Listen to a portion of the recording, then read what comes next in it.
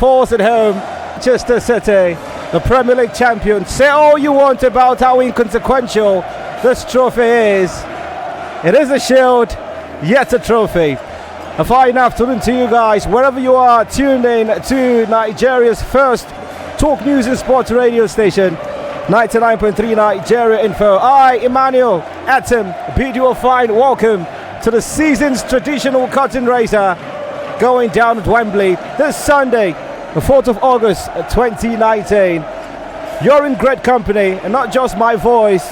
You get the presence of El Romero, who, well, for the first time via radio airways in Lagos, he makes his community shoot debut. Chuma El Romero Nolly, such a pleasure to have you join in the broadcast.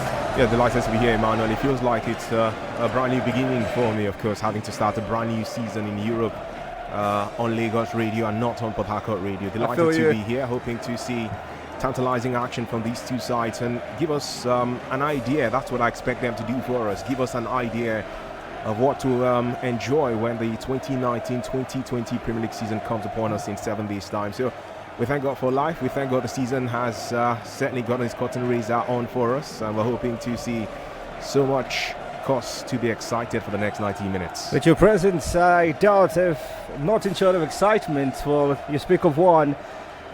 Let's talk about another genius in the making. Samuel, somehow his surname, never my friend. So I'll stick with Samuel. Big pleasure having you join in the broadcast, Samuel. Good afternoon, man. I wonder why you'd say that, considering the fact that we are from, I understand. Well, pretty much everyone in the studio is a Calabar man, somehow. Yeah, that's true. That's true. So it's a Calabar broadcast on Lagos Radio. Oh, what a way to start the season, really, man. Fantastic. Good afternoon, Lagos. Good afternoon, Emmanuel. Good afternoon, Chuma. Good afternoon to everyone listening to this broadcast. A fine afternoon to you. And what's a fixture? Be it the Community Shield, it's still a glamour fixture anyway. And I'm sure, pretty much sure, we'll get fantastic entertainment on the night. Very, very good atmosphere. Wembley is rocking to go, and so are we in the studio here. Absolutely. And the athletes are on the pitch. For Chuma, some question arising if this is the end of pre-season or the beginning of the new campaign. Tipsy asked me that question on Cool FM, and I started a bit, but I said it's the beginning of the new season. Do you share my view? It's a very intelligent question. At the end of pre-season. It's enough to make anybody have to think twice before responding to it. I'll take the sentiments from coaches who've taken part in this game and place my judgment based on that. And Antonio Conte in the past, when Chelsea were going to play Arsenal some seasons ago in this fixture, he said, hey, there's a trophy involved. It's an important game for me. Claudio Ranieri, when his Leicester City side were going to take on Manchester United after Leicester won the Premier League title, said, this is a serious game. I'm coming with my main team. United are coming with their main team.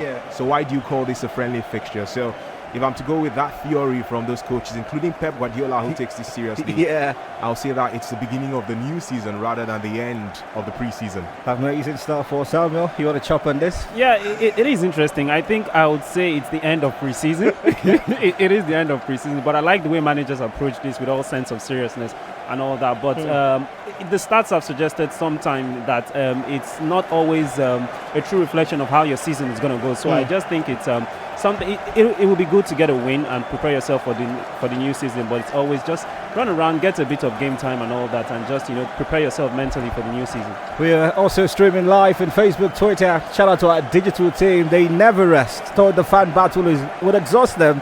Walked into the studio and it's pretty much coloured. Raheem Sterling on the far right, if you're watching, and Roberto Firmino on the left-hand side. Takes us to the lineup. The players are on the pitch.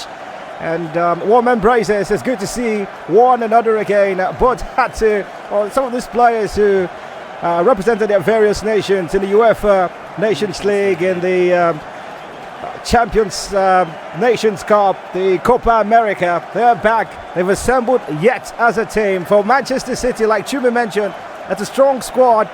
Bravo, Claudio is in goal. Otamendi and Stones completing the central defensive partnership. Zinchenko, who you get to see more at this campaign, starts at left back, Walker at right. It's a three-man midfield of Silva, Rodri making his Manchester City competitive debut, Kevin De Bruyne, Silva, Sterling, and Leroy Sané, who's been tipped to make that switch to Bayern München. For Liverpool, who are European kings, Berke Alisson, the goalkeeper, Gomez, Van Dijk, Robertson and Alexander-Arnold, the typical back four. or some would say at a point Matip also came into the fold. Wijnaldum, Fabinho, Henderson. And it's a front three without Sadio Mane, but still complemented by the presence of Firmino and Mo Salah. It's Origi who takes Mane's place. And we do have kickoff. It's on the way out there at Wembley. Liverpool playing from right to left with our monitoring device. And Manchester City, champions, playing from left to right. Well, got to be cautious with that word. Both are champions, Chuma. But it's kicked off 20 seconds. Are you surprised you haven't seen a goal yet? I know, I just like to ask that question. Well, it's always fun when you see early goals in competitions, but I'm not too much in a hurry to see that here. I just want to see great football from these sides. And, you know, there's so much at stake in this fixture beyond the fact that they want to win the Community Shield trophy. If you want to call it a trophy, it's a shield, isn't it? It is a shield. Of course, you know, the title, as the case is, priority for this side will also be to make a statement of intent as to what we should expect from them for the new season, because these two sides, without any argument for me, have been the two best sides in England for the last 2 years now. So, you know, Liverpool may not have won the Premier League title last season, but came very close, won the Champions League too. Man City, on the other hand, getting that treble, albeit a local treble, as you love to call it. And this is more like giving us an idea of who's going to be a favourite, I think, for the Premier League title for the coming season. And again, they also had terrible pre-season experiences, so this is a chance to right the wrongs of their experiences for Liverpool in the USA when they went for pre-season, and of course for Man City, who lost to Wolves in the Premier League Asia Trophy tour. Well, interesting, you were the one who announced Manchester City's defeat against Wolves. You were in charge of that broadcast. Seen Raheem Sterling miss a penalty. Well, it's 1 minute. Bernardo Silva, who many still feel a bit disappointed. Samuel couldn't make the FIFA shortlist. Anyone but me. I thought yes, really? Yes, really. I thought of all the players on that list, I thought he was. It's unfair not to be on that list based on the performance he did have for Manchester City. Yeah. But then again, when you look at what others achieved, really, I don't see anyone that could step aside for him to come in. He was Harry Kane. No, especially Harry Kane for me. Especially Harry Kane. When you consider the fact that he was the highest goal scorer at the World Cup, propelled Tottenham to great heights, if you can call finishing second in the Champions League great heights, and all that, then I don't think Manchester City are a team of great players. I don't think if you take out Bernardo Silva from that team, Manchester City will not achieve what they achieved last season.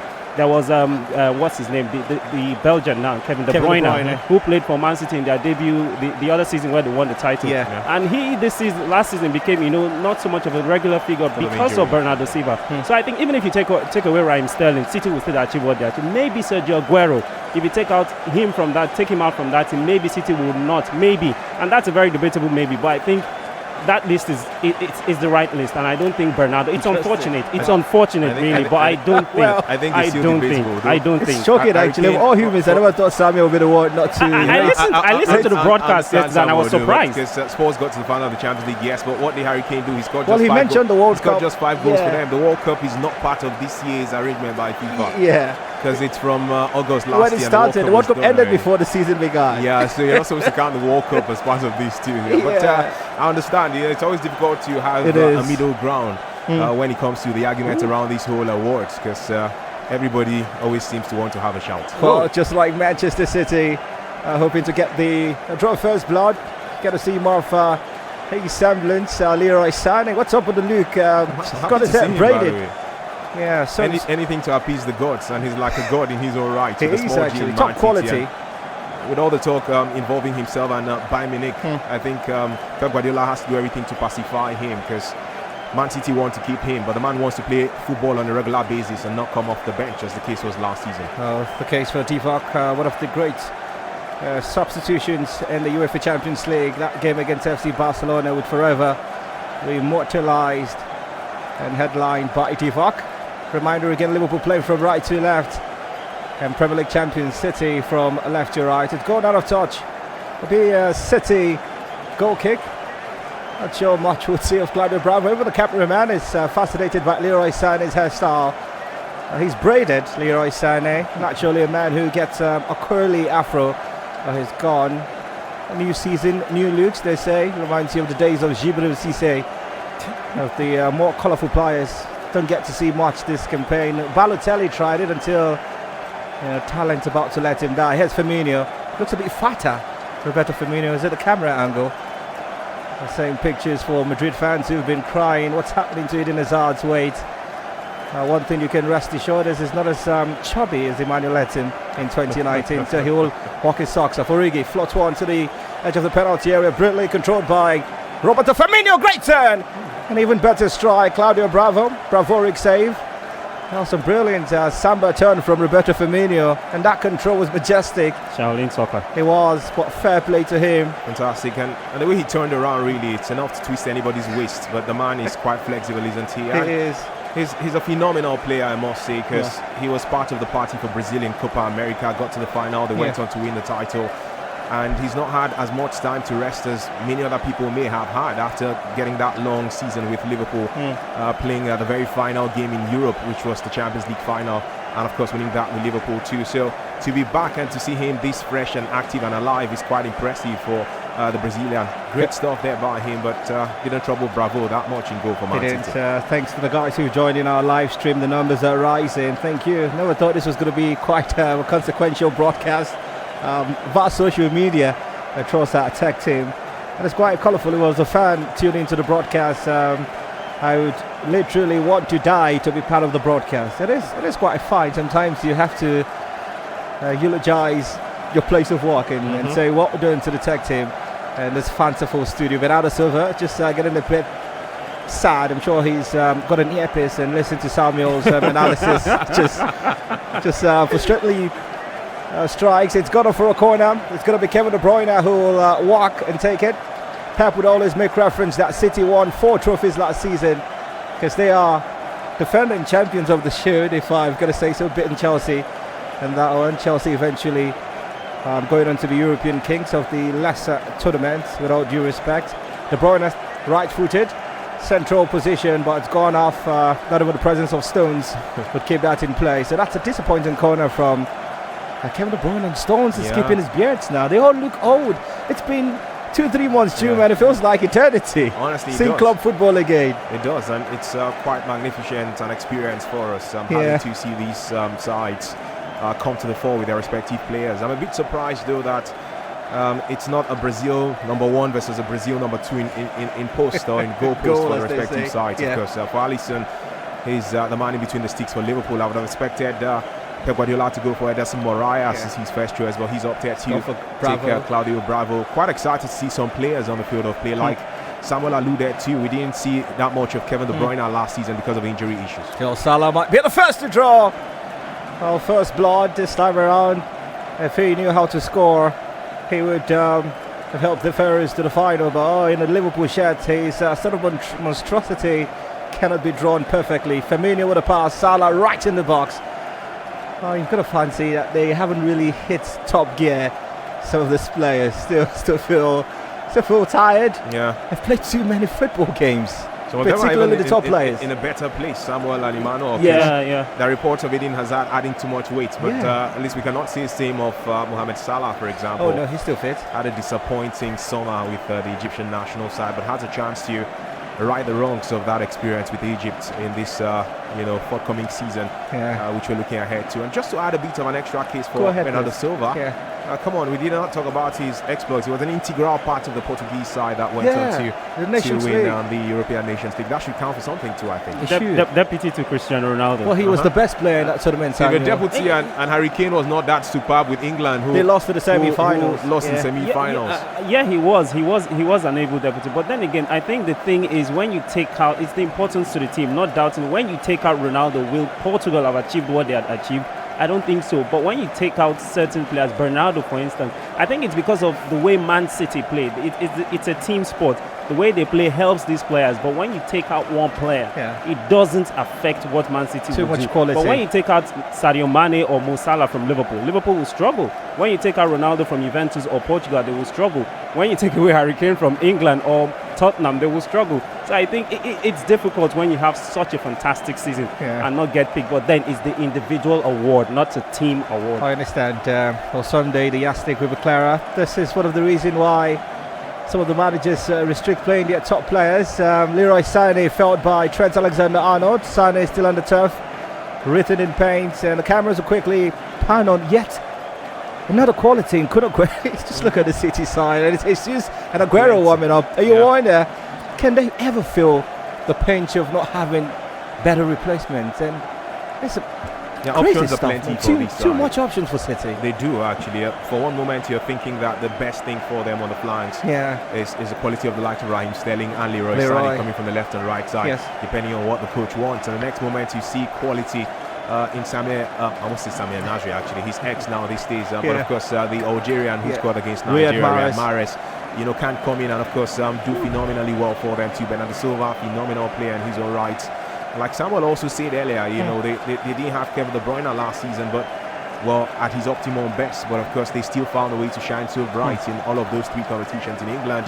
The trepidation going through my mind now is for Leroy Sané, because he's a young man who has shown that he's quality. It was a shame when he missed out on the Germany party for the 2018 World Cup. Which wasn't entirely a shame, because they messed themselves up at the World Cup. So he was happy not to be part of that team, I think. Maybe his presence would have changed things for them, who knows, in the group stage of that competition.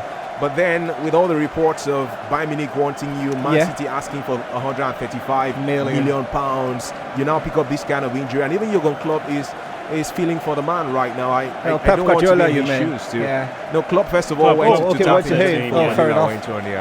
Well, it looks more like a knee injury, and the cameras also showed that it might be Jesus who will be coming and ask Samuel what he makes of that. Raheem Sterling draws first blood. But the Premier League champions have scored the first goal of the season in the Community Shield.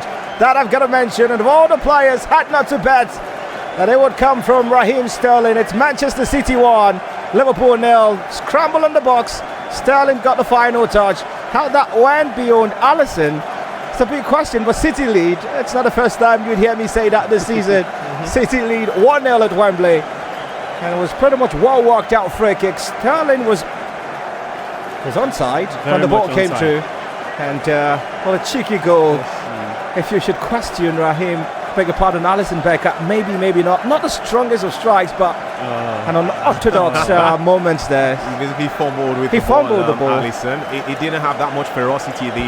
The touch from Raheem Sterling, and I think that's what confused him, because he was expecting a stronger touch. Alisson was all over the place. He wasn't too sure if he should use his hand or his leg and all that, but for me at the moment, he's the best goalkeeper in the world. It's a shame that he was not in that top 10 too by FIFA. So to have had that ball go past him certainly should come with the encomiums for the guy Raheem Sterling. He scored 17 goals in the Premier League for Man City last season, and he's showing us that he should be a very top marksman again for this campaign.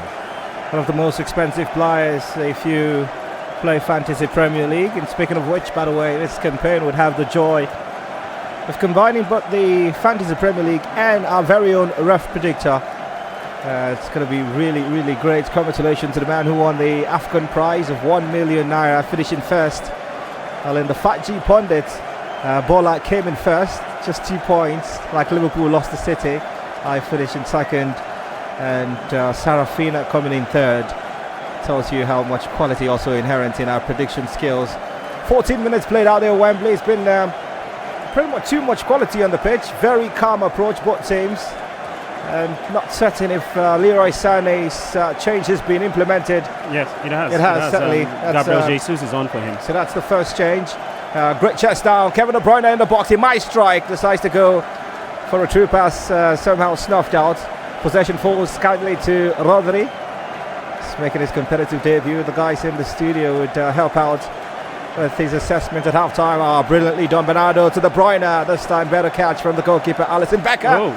And Gabriel Jesus, well, they are teammates, so yeah, they are. He's not going to be angry about it, but there's one thing to play for Brazil and there's one thing to play for City and Liverpool.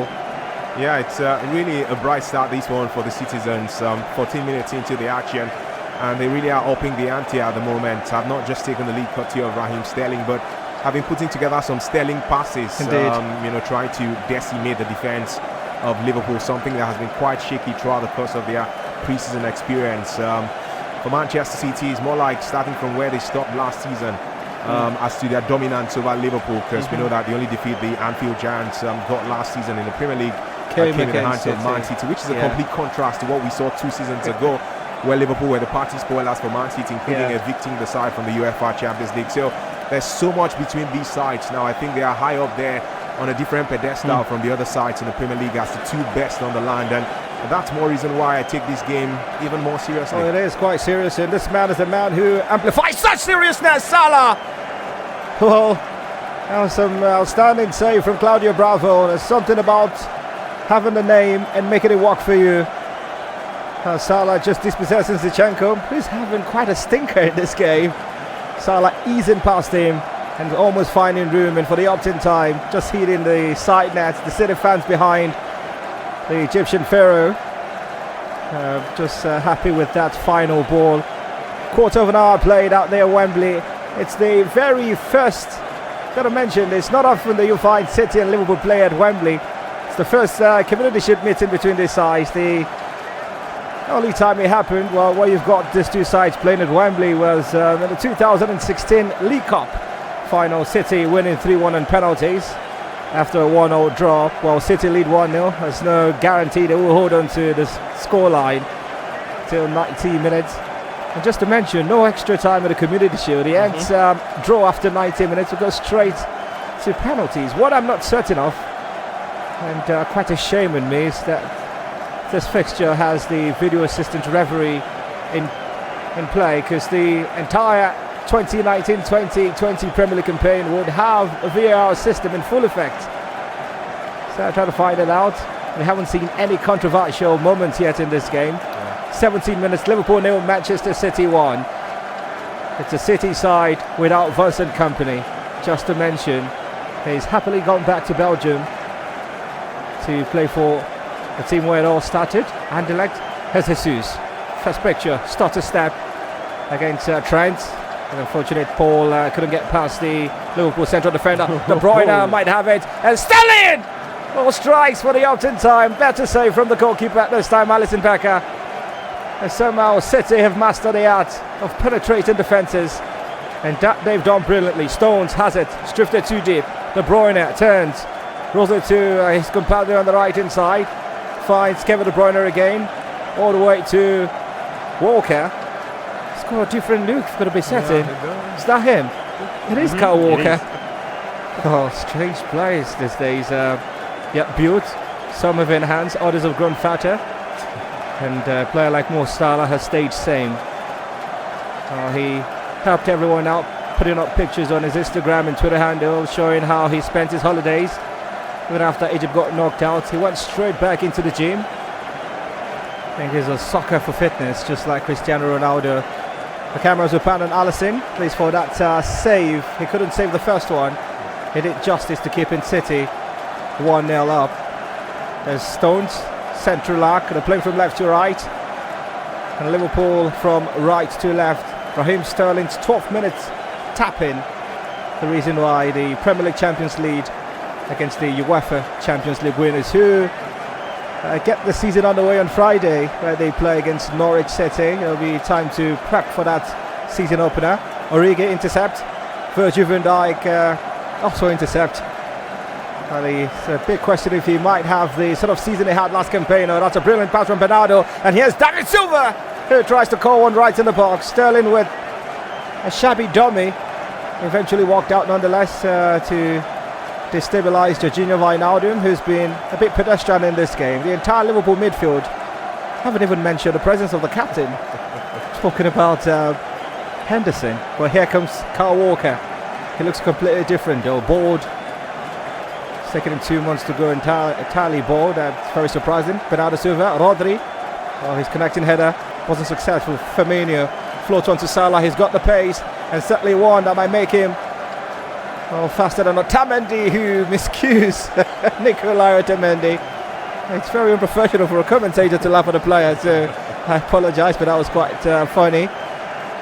There's nothing funny about Jurgen Klopp's reaction. He wants Liverpool back in this game. 20 minutes, Liverpool 0, City 1. And you look at the possession starting now, 69% in favour of Manchester City. Liverpool having to be content with 31. That shows the dominance of the citizens in this game. There's been the slick nature of passes put through by the side tutored by Pep Guardiola, and if this is anything to go by when the new season comes around, then certainly it's going to be an even better prospect for Manchester City, because I think if there's any side that should stop them from dominating England, it should be this side. And if so far they have dominated proceedings this way against Liverpool, certainly should count for something for them. Just maybe the Liverpool side are preserving their energy because they are 5 days away from their season opener, like you said. True. In the Premier League. So just maybe being a bit meticulous and being careful so they don't have any player getting injured during the course of this match. But Man City have been top class. I'm tempted to say it feels like for a Community Shield fixture, it's ancient against modern. I'll tell you why I say so. Man City, of course, have gotten the Community Shield title last year, 2018. Last time Liverpool won this trophy was in 2006. Feels like that was ancient of days. So looks like Man City are the new blood really when it comes to this very cotton razor of a fixture, and they're showing that dominance in the first 21 minutes of this match. Absolutely. Liverpool's 22nd appearance in the Shield. Only you-know-who, Manchester United, with 31 have played in more Shields. The reason why United, some say, are kings of English football. Liverpool are kings of English teams in European competitions. Great skill from Salah, and heavy pass, disappointing from Jorginho. Salah doing his amazing turn to go past two City players. That's another skill he's unlocked. Kevin De Bruyne tries to find Raheem Sterling. He's not going to get to the boat first before Joe Gomez does. Brilliant cover from Gomez, gets the applause of the Liverpool fans seated looking back at replay. He's having not the best. Great turn, going past Sylvain Zinchenko. Well, Zinchenko is the man who certainly would wish he never sees this Egyptian again. Egyptians to see today. Yeah, you don't want to see it. No more. He's had nothing on Mo Salah in this game. After 21 minutes, well, if it ends this way, he will be the happier player. That's always going to be a mismatch, Emmanuel, when you pitch Salah against Zinchenko. He's a brilliant young lad. I don't think Pep Guardiola rather will be too disappointed in him or based so far the coming season on what he's produced today. But then again, Liverpool on the other hand have been struggling. They look very quite much. shaky. Yeah, very much, especially defensively. Alexander-Arnold and his compatriot on the left back, what's his name again? Andrew Robertson. Yes. Have not particularly been, very, very bright. We know them for bumping forward and assisting, the Liverpool attack, but they've been very, very poor, and that's credit to Manchester City because they pinned them backwards, especially Robertson really has been, peppered by Kyle Walker and David Silva on that wing, and it's very, very disappointing. I think, well, he's got 4 days. He's got 4 days to go, maybe dip his hand into the transfer market and see what he can get. But I think it will be harsh because this Liverpool side, if they were playing against any other team, it'll still be 0-0, but it's Manchester City and they're absolutely tearing Liverpool apart in this game. I think he still has work to do. He still has work to do as Jurgen Klopp. Maybe just get something, because Manchester City have shown us what the season is going to be like for every other person this season. It's going to be one that you don't want to use the word Pepe. The Arsenal fans will come at you. So congratulations, they are almost winning the transfer market, some will say. They've acquired Pepe. They also have Ceballos, albeit on loan. And they're having quite a ball. For Manchester United, just one happy deal. Well, two actually, Aaron Wan-Bissaka and Harry Maguire, who the Mail pictured making his way down to Carrington earlier today. So that deal is as good as done. I understand that you have a condescending approach towards Daniel James or something. So he joined also Manchester. Apologies, he's not on that same level, with all due respect to him, as the other two names you called, especially for Maguire, who of course it wasn't intentional. City coming forward, and again, no one will remember how much United paid for Daniel James, but he might come good. Well, he looks exhausted. The Liverpool stalwart, Virgil van Dijk. It's not a sort of picture they want to get Liverpool fans this season. Hold your breath. Salah is approaching. He's got possession. Infield has got Divock Origi running through, but decides to find Robertson, who for the first time comes out. Still Andrew Robertson. Salah is offside. It's going to be offside. Yes, it is. And the flag stayed down, surprisingly. But well played to Andrew Robertson. Just maybe also has his ear plugged, because the moment Samuel criticised his offensive prowess lacking in this game, he is right in the box. And Salah's going to be offside. I'm not sure why the referee's assistance flag stayed down. 25 minutes out there at Wembley. Liverpool 0, Manchester City 1. Goal scored by Raheem Sterling in the 12th minute. Here's Otamendi. Would this be the central partnership this season, Chuma? Otamendi for Stones. We know they still do have Laporte. Yeah. So who do you think will sit out? Stones or Laporte or Otamendi? I think that the hype John Stones came with when Man City spent about £50 million to get him as an English prospect and all that has died down. He's not been able to tie down a first team shirt in this side, and I don't know if this is the season it's going to happen. I'm still judging him based on this game, but I think that Emerick Laporte proved a bit more of his quality last season, certainly to fight for a place as a regular starter for Man City. But again, it's going to be back to that conversation we had earlier as to the options they have. In almost every position, they have quality on the bench that can come in and certainly hold their own without that much of a complaint. Something I'm thinking about as far as this game is concerned from the Liverpool angle, Emmanuel, is how good Mohamed Salah has been here. And I'm here imagining if I were to be Egyptian, if I'm not going to be complaining like the Argentines do for Messi, because why is it that you're like a spark of brilliance here for Liverpool? In the AFCON, he just couldn't make it happen for Egypt. Not at all. He really has been the standout player for the Anfield Giants in the first 25 minutes of this match. And I'm wondering where all this quality was when Egypt needed him against South Africa in the second round of the Nations Cup. Well, he was even more pedestrian than Henderson has been in this game. And they somehow paid for it, and Lodge helped the South African side to some level of success. Well, he ended when they played against you-know-who or Nigeria. There's some fixtures you can easily predict, even if a friend of mine, Martin, would say football is not a game played on paper, but on the pitch. There's some matches that are won on paper and also on the pitch. Make no mistake, this Community Shield is not one of such. Liverpool still have quality to call upon. Just going to breeze through the Liverpoolians on the bench. They've got Adam Lallana, Simon, who I'm not sure would play in the game, Simon Mignolet, the goalkeeper, Dejan Lovren, Joe Matip, Xherdan Shaqiri, the Ox, Alex Oxlade-Chamberlain, and Naby Keita. For Manchester City, not to terrify Liverpool fans, but Aguero is on the bench. There's a Satin Garcia Eric, there's Ika Gundogan, Edison Angelino, and Phil Foden. They've made just one change, an injury-enforced one. Jesus coming in for injured Leroy Sané. I'm trying to keep tabs with the City official Twitter handle to find out if there'd be some statements regarding Sané's injury. He's also one of the players to be considered in Fantasy Premier League. Here's Stones for City in Liverpool's out finds Kyle Walker with the back position of the City captain who left, and Pep looking quite like a man walking on the pitch. He enjoys his tuxedos, Pep, and he dresses like Chuma, by the way, when he's time for him to go MC one or two things. Chuma is a smart dresser, not like the very funny Manuel Etim.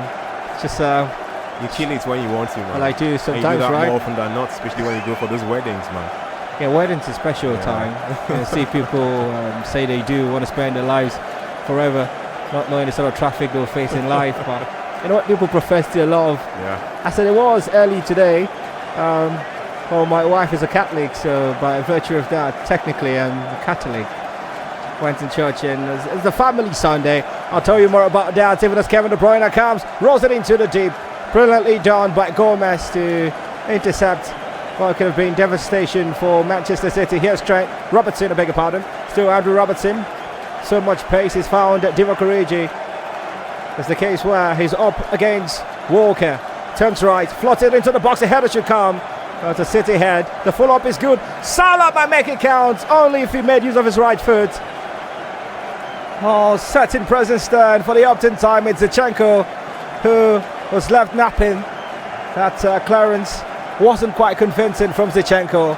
And Mo Salah, Samuel, should be threatening the goalkeeper from such a position. He just blasted the ball wide. Goal kick to City. Yeah, indeed. Very, very disappointing from Mo Salah. And that's like the third time he's had a very, very disappointing finish in this game. For a player his quality, you'd expect him to do better. At least work the angle and work the goalkeeper. But then again, Mo Salah maybe still feeling the Nations Cup blues or something and not clearly having his head tuned in this game. But he's been the brightest player. You hope at some point, maybe in the second half, be a bit more sharper in terms of finishing and all that. But I think it's been a City performance that you cannot fault, and a Liverpool one that has been maybe questionable at some point. But they're slowly getting back into this game. I think Robertson, like I mentioned earlier, is now, we've seen him on 2 occasions, bomb down that left-hand side and support Mo Salah and all that. But I think Liverpool will come with City. City will always be City, really, and you just you just expect them to be favourites for every football game. But then Liverpool, I'm hoping, for the sake of your club, Liverpool have to give us something to hope for. I'm not a Liverpool fan, but I'm just saying, it's the Community Shield. It's a glamour fixture. Let's see something. Let's see let's give us what's our appetite for the new season. He's proud of strong squad, so I'm not sure what more you want him to do. Well, the squad is strong, really, but the performance from the players is what I'm talking about. It's been poor, really, but let's see what the second half brings, or the rest of this first half, maybe. Roberto Firmino doing well enough to go past two City players. One, Raheem Sterling, the goal scorer.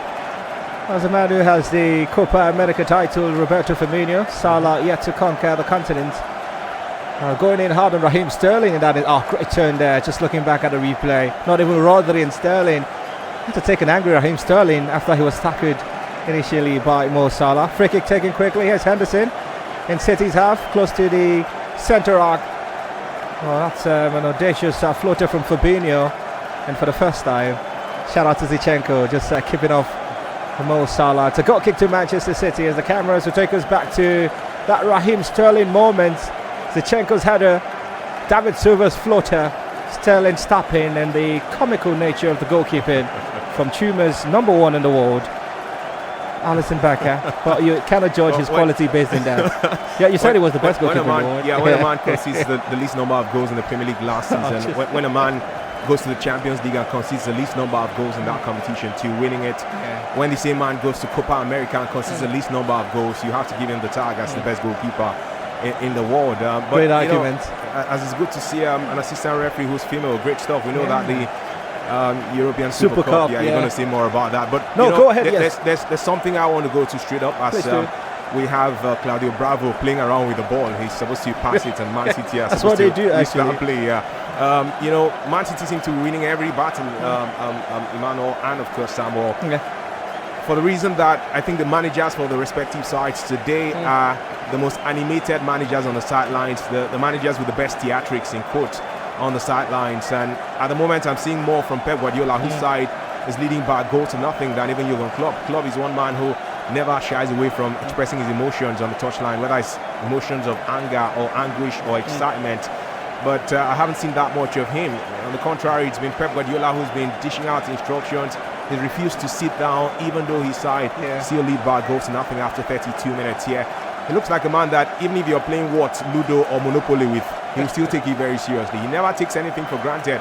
Pep Guardiola, not even friendly fixtures. Hardly. You'd find him messing around, and the first yellow card has gone to Kevin De Bruyne. Just having a conversation. Sad we skipped one of the most important parts for football broadcast, just mentioning the man who is pretty much in charge of this particular fixture. Chuma mentioned the assistant on the right hand side as a woman, and Flapper, the name I was trying to remember, the one who would officiate Liverpool's Super Cup game against Chelsea. But the man in charge of this particular fixture, one of the top dogs when it comes to the English game, Martin Atkinson. And so far, Samuel, after 32 minutes, you've got to mention that his calls have been fair. I think the team have made the decision easy for him. It's been a performance that has not brought up any questionable situations or calls, but he's handled it very well. At least he's not tried to get into the spotlight like doing something audacious. But then it's been a good talking about Clattenburg. Atkinson. Atkinson. I love Clattenburg. I love him for his controversies and all that. But he's a fantastic. Arguably, maybe just behind Michael Oliver for me in terms of quality of referees in the Premier League. But he's a good man. He's a good man, really. I read something about him. A very funny statement. I can't remember now. Maybe during the course of the broadcast I will talk about that. But great performance from him so far. Well, better than some of the Liverpool and City players we've got to mention. But just a yellow card shown to Kevin De Bruyne. Here's Stones. In City's half, they play from left to right. Liverpool from right to left. Still has the ball, and has Otamendi, who doesn't want the ball, but decides to float it to the far left hand side. Gets across to his City teammates, captain now David Silva, who will be leaving City at the end of the season. Brilliantly done. Raheem Sterling's pass is in the box. And the presence of Virgil van Dijk obliterates whatever offensive power Gabriel Jesus had. And that's even better defending from Nicolai Otamendi. Not taking chances, and the throw will be Liverpool's taking quickly. Firmino has it, hoping to get Jorginho Wijnaldum, but gets Salah rather. An infield play to Fabinho, who has Henderson, captain of the side, in view. Gets it to Henderson. Shaky Jordan Henderson. That's the second time he's doing that. You were the armband of Liverpool, lifted the Champions League. Nothing should terrify you, not even the presence of Jesus. even if he does come across like some lord and personal saviour, if you read the name in English. Straight to the goalkeeper, Bravo. Finds Stones, how comfortable City play, even in front of their 6-yard. Some say it's the tutorial from Pep Guardiola, a tactical genius. I'm surprised that Liverpool are not really looking at that and trying to capitalize on it. Liverpool, Man City are daring them to come for the ball. You see Claudio Bravo holding on to it and playing it right there in front of his own 18, and Liverpool are just backing up. And it's not something you would associate with Liverpool. We know them with the so-called gang pressing thing, but they're not showing it tonight. And I think maybe they are afraid, because if you dare City, then they will hurt you real bad. City are just waiting, okay, come for the ball and open up the spaces, and we're going to exploit you. So I can understand the reason why they're not doing that. But if you've got Zinchenko, who's been questionable a few times, I think you want to exploit that. Here's Bravo too. Go ahead, and Bravo, really. He's not the best pass out the ball from behind like Ederson Moraes will be. So try and put some trepidation on his mind, see if he can become G3 and make a mistake, and you guys capitalize. But I think they're keeping the gang, as we love to say when we're watching action movies for the real campaign itself, which kicks off on Friday for them. I've noticed they're a bit more meticulous, this Liverpool bunch. They're not in a hurry to want to put the pressure on the Manchester City back line. They're taking things easy, not like they're not taking the game seriously. Oh, they are actually. They're trying to be a bit careful where necessary, and it's understandable, because it's a game where we've already seen Leroy Sané pick up an injury, so you don't want to kill yourself before the main battle starts. It's understandable. It is 37 minutes out there at Wembley. Liverpool 0, City 1. Sterling's 12th-minute goal, separating the European champions and also the Premier League kings. Back to Alisson. Finds Virgil van Dijk. He's got Robertson right inside. Gives it to Fabinho, who floats onto Gomez. Joel Gomez.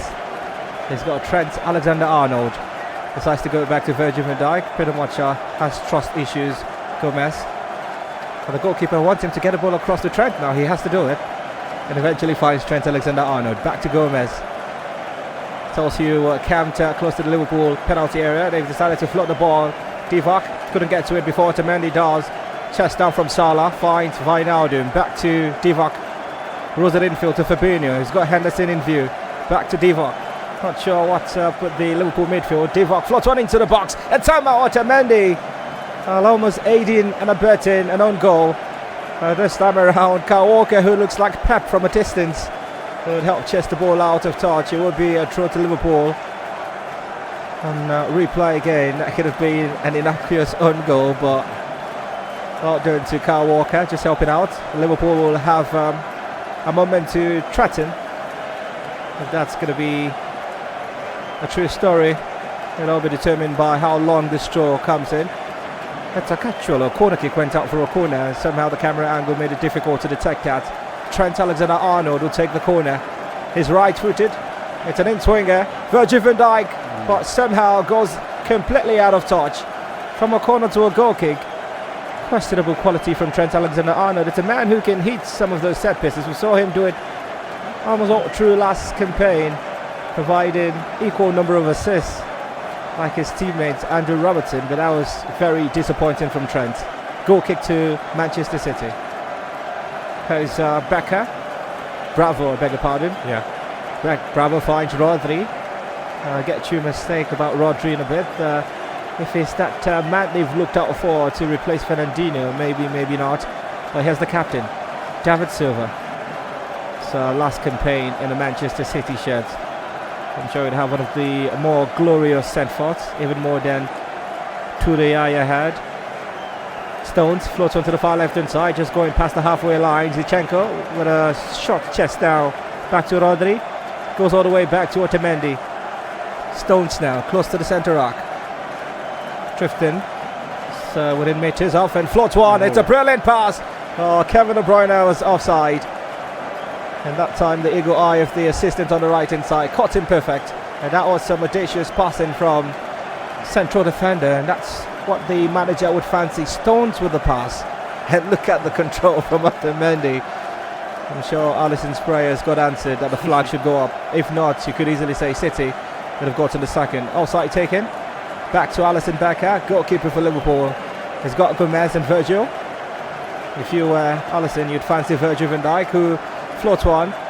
Last possession. Zinchenko coming through. Raheem Sterling. Oh, he's gone down. That's a heavy tackle. The referee somehow, Martin Atkinson, has play going on. The City player is still down on the turf. From this camera angle, it pretty much felt really, really hard. The captain, David Silva, and Bernardo Silva is complaining. I thought that should have been a foul. There's no need for the referee to wait for the players to kick the ball off the pitch, and Pep is livid. I'd expect him to be. That was a very unbelievable tackle, and yet the referee didn't call for a free kick. David Silva goes down. That's a free kick. Even a blind man could see that. Joe Gomez. And how Atkinson they give it. And for the first time in this game, I honestly think that was a terrible call from the referee. Yeah, first time we'll have to question the referee's call. Then you can understand why Guardiola is livid. That was a high foot. That was a high foot. Maybe if we had VAR in this game, maybe. So now we actually do. We can confirm. Well, I think we can confirm that it's not in this game. So that's one of the reasons why we are happy that we'll be seeing VAR this season. I think this is a sort of occasions where we see regularly in the Premier League high tackles and all that. It's going to be good to see all these situations reviewed.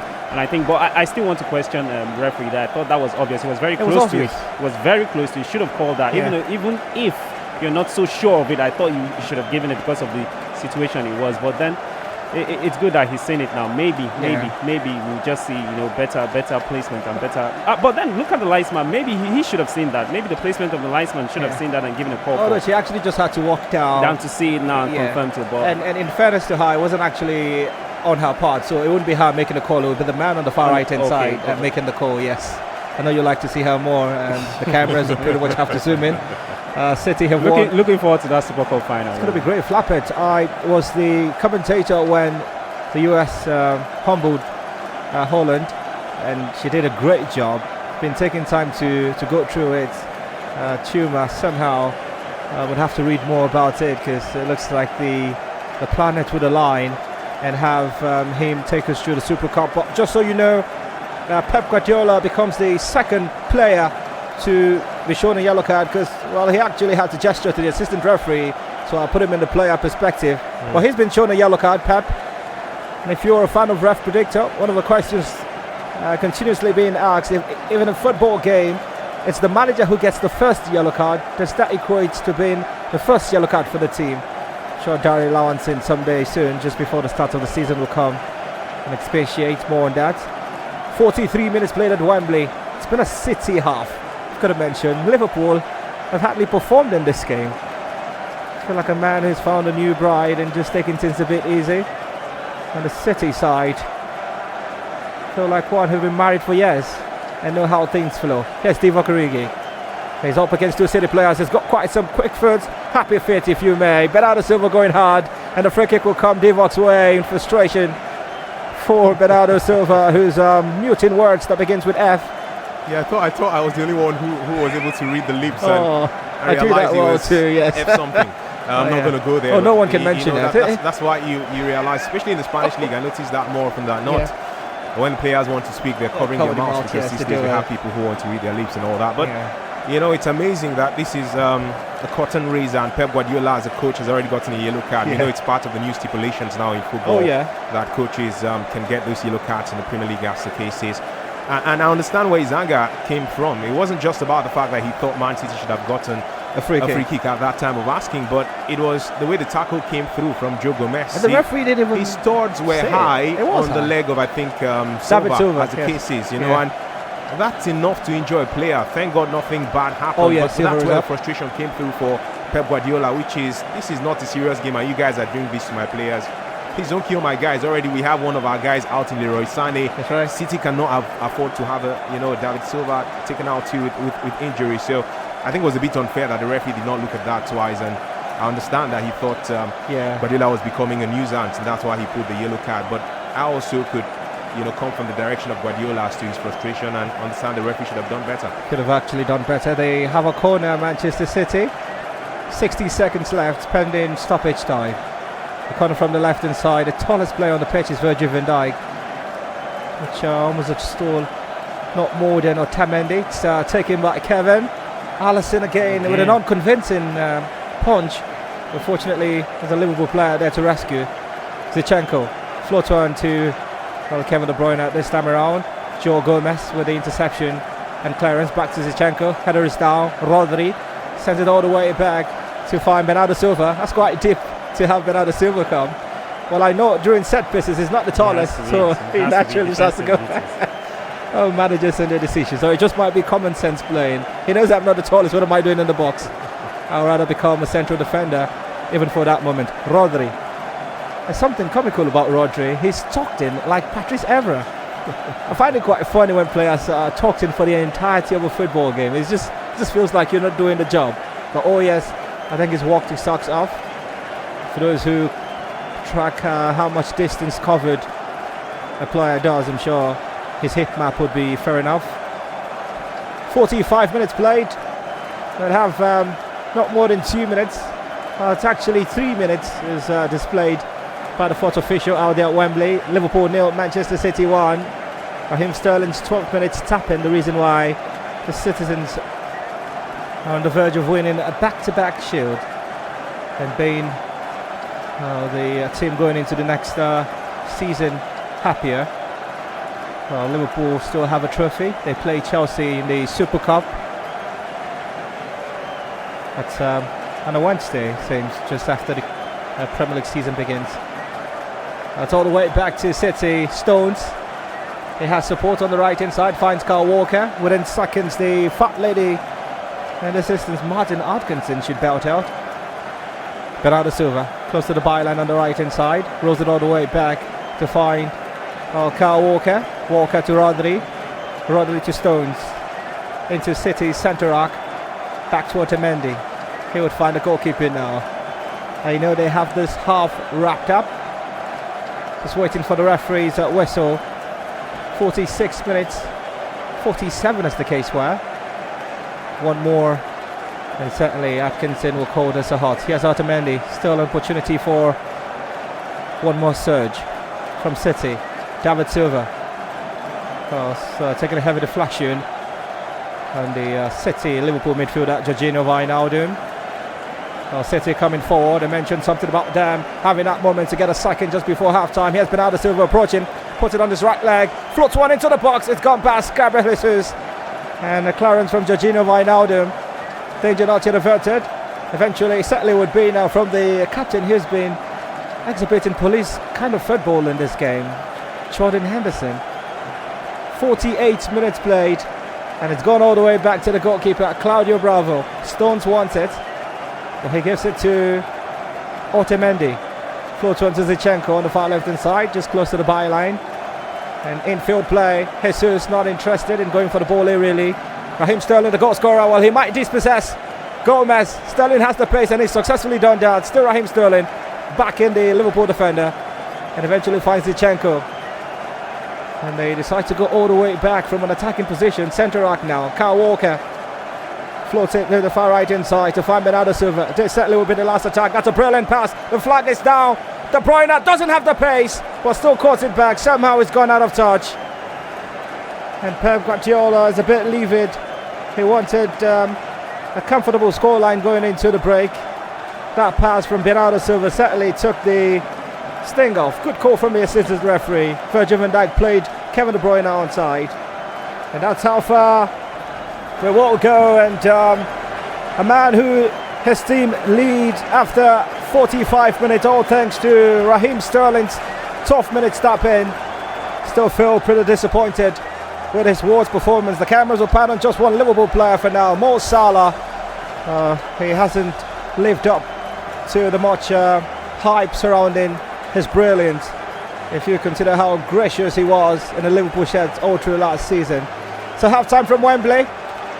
Perfect opportunity for us in our live studio to go on a quick break. We appreciate those who've joined on the broadcast. I'll take all of your comments on Facebook.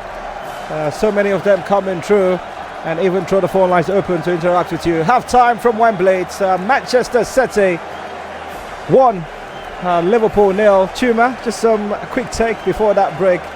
It's been a very comfortable half for Manchester City. And it still amazes me as to how angry Pep Guardiola seems to be at the moment. Your side is leading by a goal to nothing. You guys have played the better football.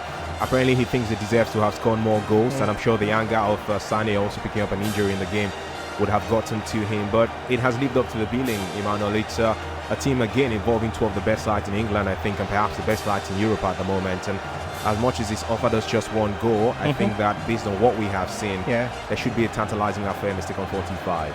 And for you, Samuel, if you're Jurgen Klopp, you should be a bit concerned, certainly.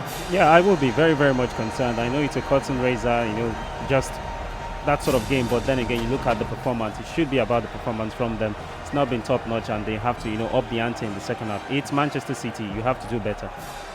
Certainly, that's what we aim to do, give you a better broadcast on the radio, and the gift of our tech team to also present that coverage on Facebook, Twitter, and on YouTube. We'll go on a break, a short one. While we return, we'll interact with you on Nigeria Info. It's the 2019 Community Shield, FA Community Shield at Wembley. Half-time, Liverpool trail City by a goal.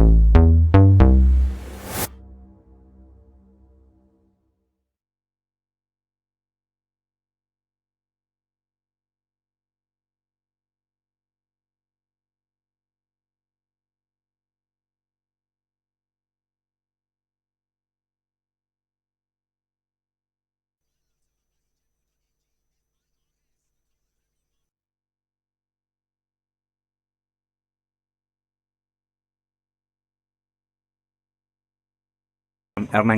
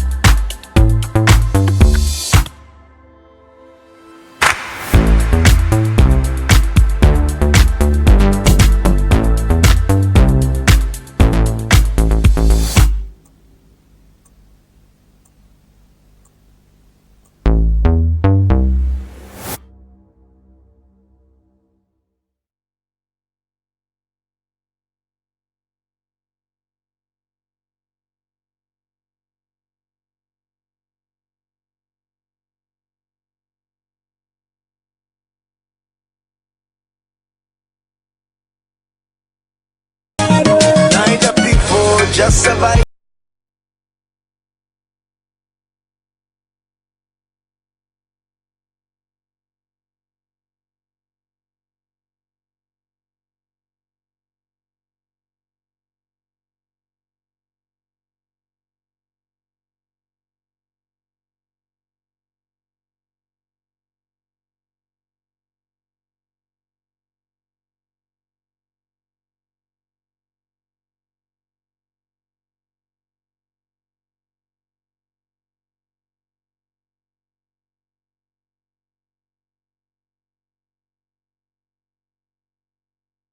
Always joyous listening to this song, My Belly, My Head. Typical Lagos story.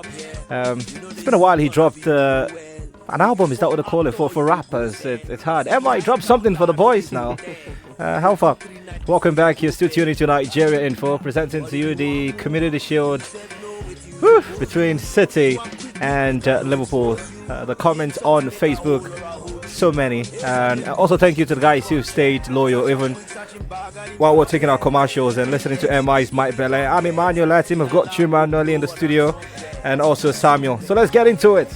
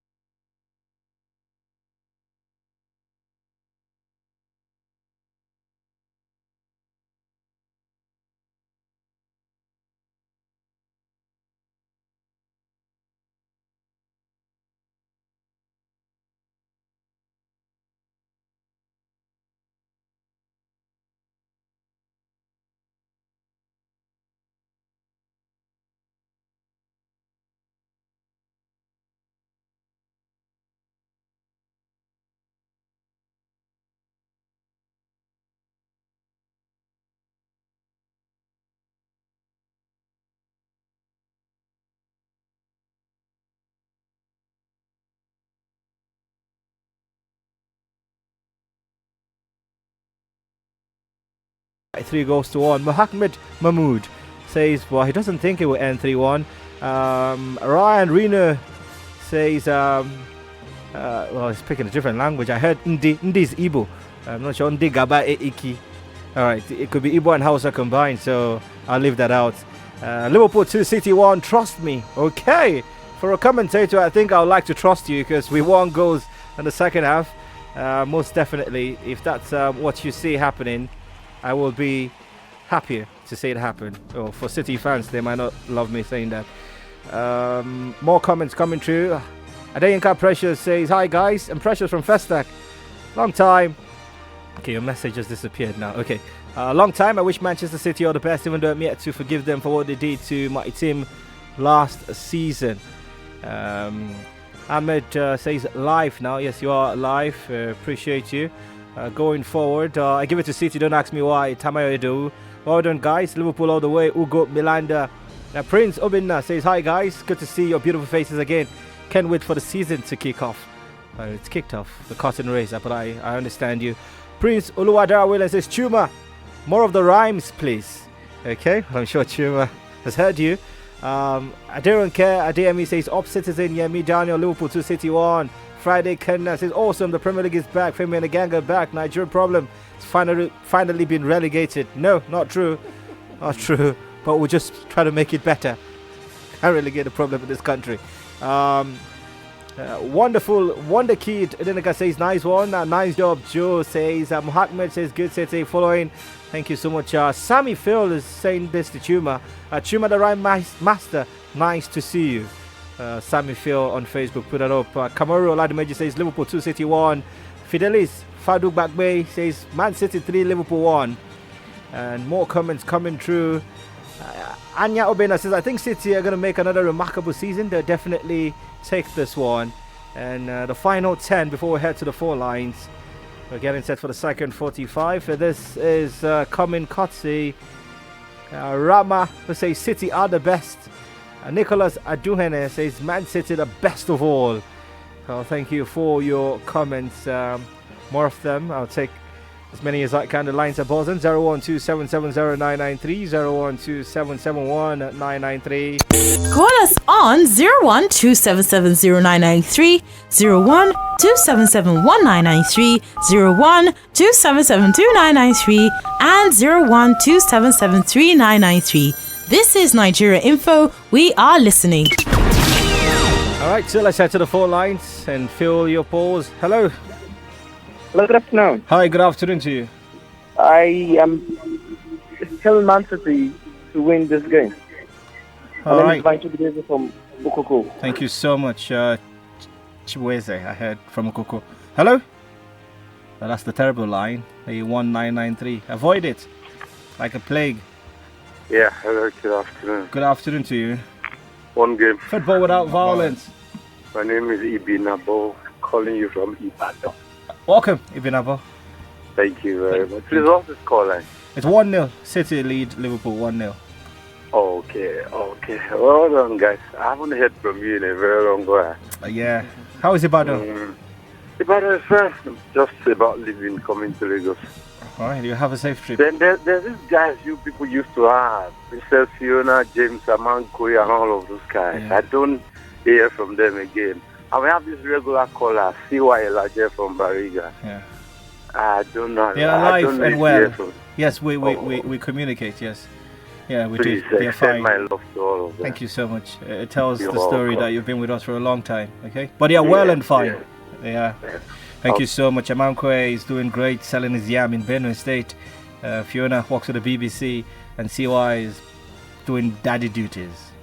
Okay? Yeah, I'm sure he has like number 4 now. Turn your radio down. Hi. Good afternoon. Good afternoon to you. My name is Yusuf. Welcome, Yusuf. Welcome. Yeah, I was one that came to Gold Fest 2019. Oh, shake for that. All right. Okay. I want to say a very big thank you to you guys, like to Femi and the gang. You guys are amazing. Really? That will be the first. Yes, that was the first time coming. Wow, and you had fun, right? Yes. Great big stuff. shout out to all of you, and big shout out to Buchi as well. He would get it. Okay. How is it?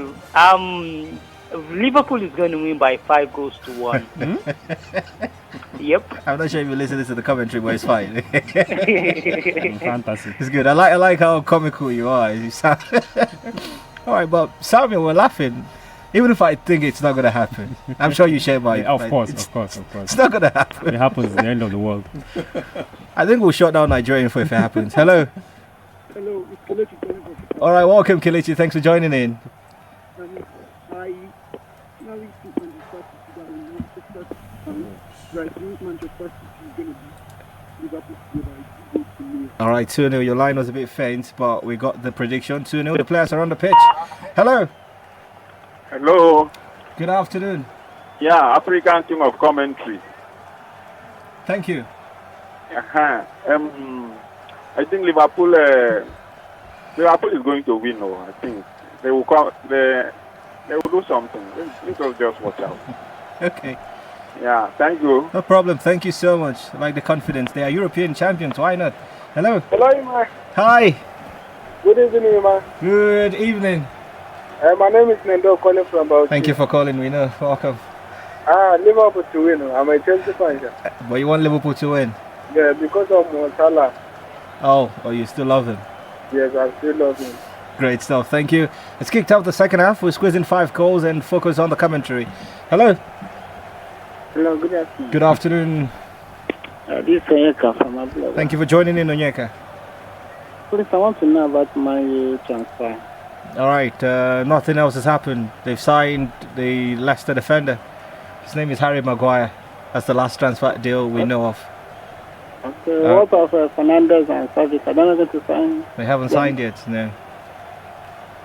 Okay. All right, thank you so much. Really doesn't care about the community shield. will tell you they've played more times than any team. Hello, the arrogance of being a United fan. Who be this? Hello. Yes, welcome. Good evening to you, Emmanuel. Good evening to you too. Salami Sadiq from Agege. Welcome, Salami. Wow, what a day. Indeed, City are about to get a second goal. All right, go ahead. I'm so glad the Premier League 2019-2020 is finally upon us. And for the game currently, Emmanuel, yes. I'm giving it to City. They've shown in the first half that they've got what it takes, and see the passion, the eagerness. You will see the players are ready to give it. All, and when you have a manager like Pep Guardiola, who is standing by the touchline giving the instruction, and he's not willing to joke with anything. You should know that these guys really means business. It's going to be 2-1 Manchester City, Emmanuel. Thank you guys. Thank you so much. All right. Oh, you've got a hashtag too for us, 5G for life. No problem. Third caller, I mentioned 5 goals. Hello. Third caller indeed. Welcome. Welcome, Babari. Go ahead. Has there been any goal? No, Zinchenko is just being tormented by Salah. Salah has made him feel like a child. You see, Man City is just taking off from where they left off last season. True. And I think the recent BT's full script for the 2019-2020 EPL season. Again, it has been given to Manchester City. So there's nobody down, nobody will ever, so there will be competition. And it has been said that it will be between Liverpool and Manchester City this time around again. But today, Manchester City is taking off with a total victory. Thank you. Oh, they're about to score a second. They hit the goalpost. They actually hit the goalpost. Not sure why Raheem Sterling let that off, but it looked like it was offside. Okay, let's just go back to the commentary, Chuma. What exactly transpired?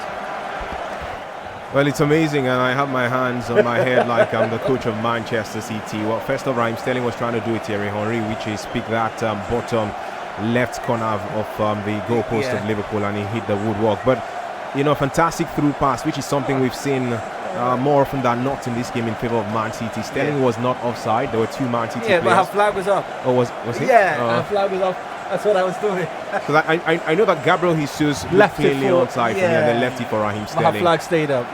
That's the only saviour for Sterling there, because if that wasn't offside, it would have been madness that he didn't score that. But it really has started like a house on fire, this game. 3 minutes we've seen in the second half, and at the point while you were picking the calls, I'm sure the listener could hear Samuel make an exclamation. Then it was Liverpool who came close to scoring, and I'm sure he's going to tell us about that now. Yeah, just before that, shout out to Nicholas Aduane. He's tuned in from Ghana, saying this is my first time viewing this channel on Facebook. I'm from Ghana, and good job, guys. So we pretty much pay homage to those who've joined the broadcast across the country. What more can be said? Thank you so much for tuning in. Liverpool against Manchester City. As we head back to commentary position, City the second half are playing from right to left. Liverpool are playing from left to right.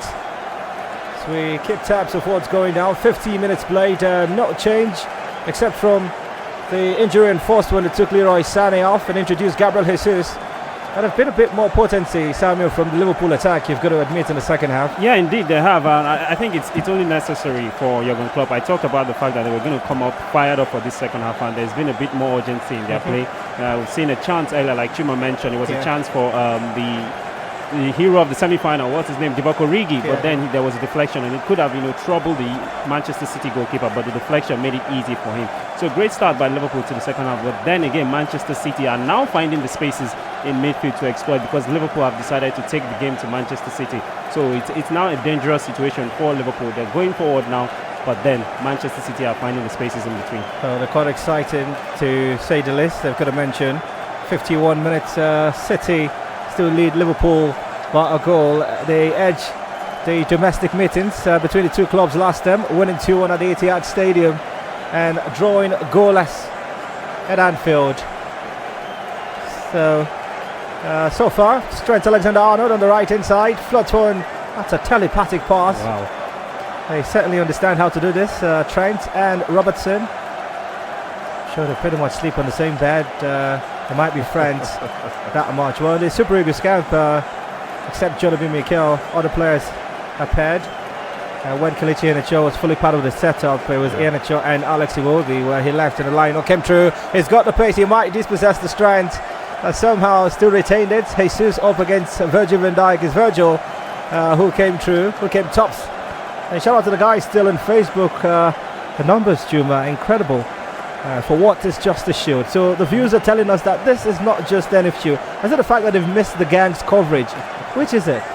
I'm not sure. It could be all encompassing, man. First off, guys have missed the start of the club football season so much. Why is that? National team first. That with all due respect to national team you football, to your club side? It doesn't give that much excitement. Shame on you, Chima. Sometimes, Shame on you. Especially if it's not your country playing. You know, I can follow with all the passion when it has to do with the Super Eagles in the AFCON, but having to watch a Spain or Portugal, I would love 1 or 2 players in the team, but I cannot love them as much as I would perhaps love a club that has an assemblage of superstars as part of the contingent for them. And also, Emmanuel, of course, it's a huge experience, this one, to have world-class studio as this, phenomenal broadcast and all that. It's incredible. Yeah, people also want to be part of the party. Like you said, all-encompassing, and his first victory over Mo Salah. Someone's like, because I have to mention it, I've been more focused with Zinchenko and Salah than any other thing in this particular fixture, but Liverpool have a corner to take.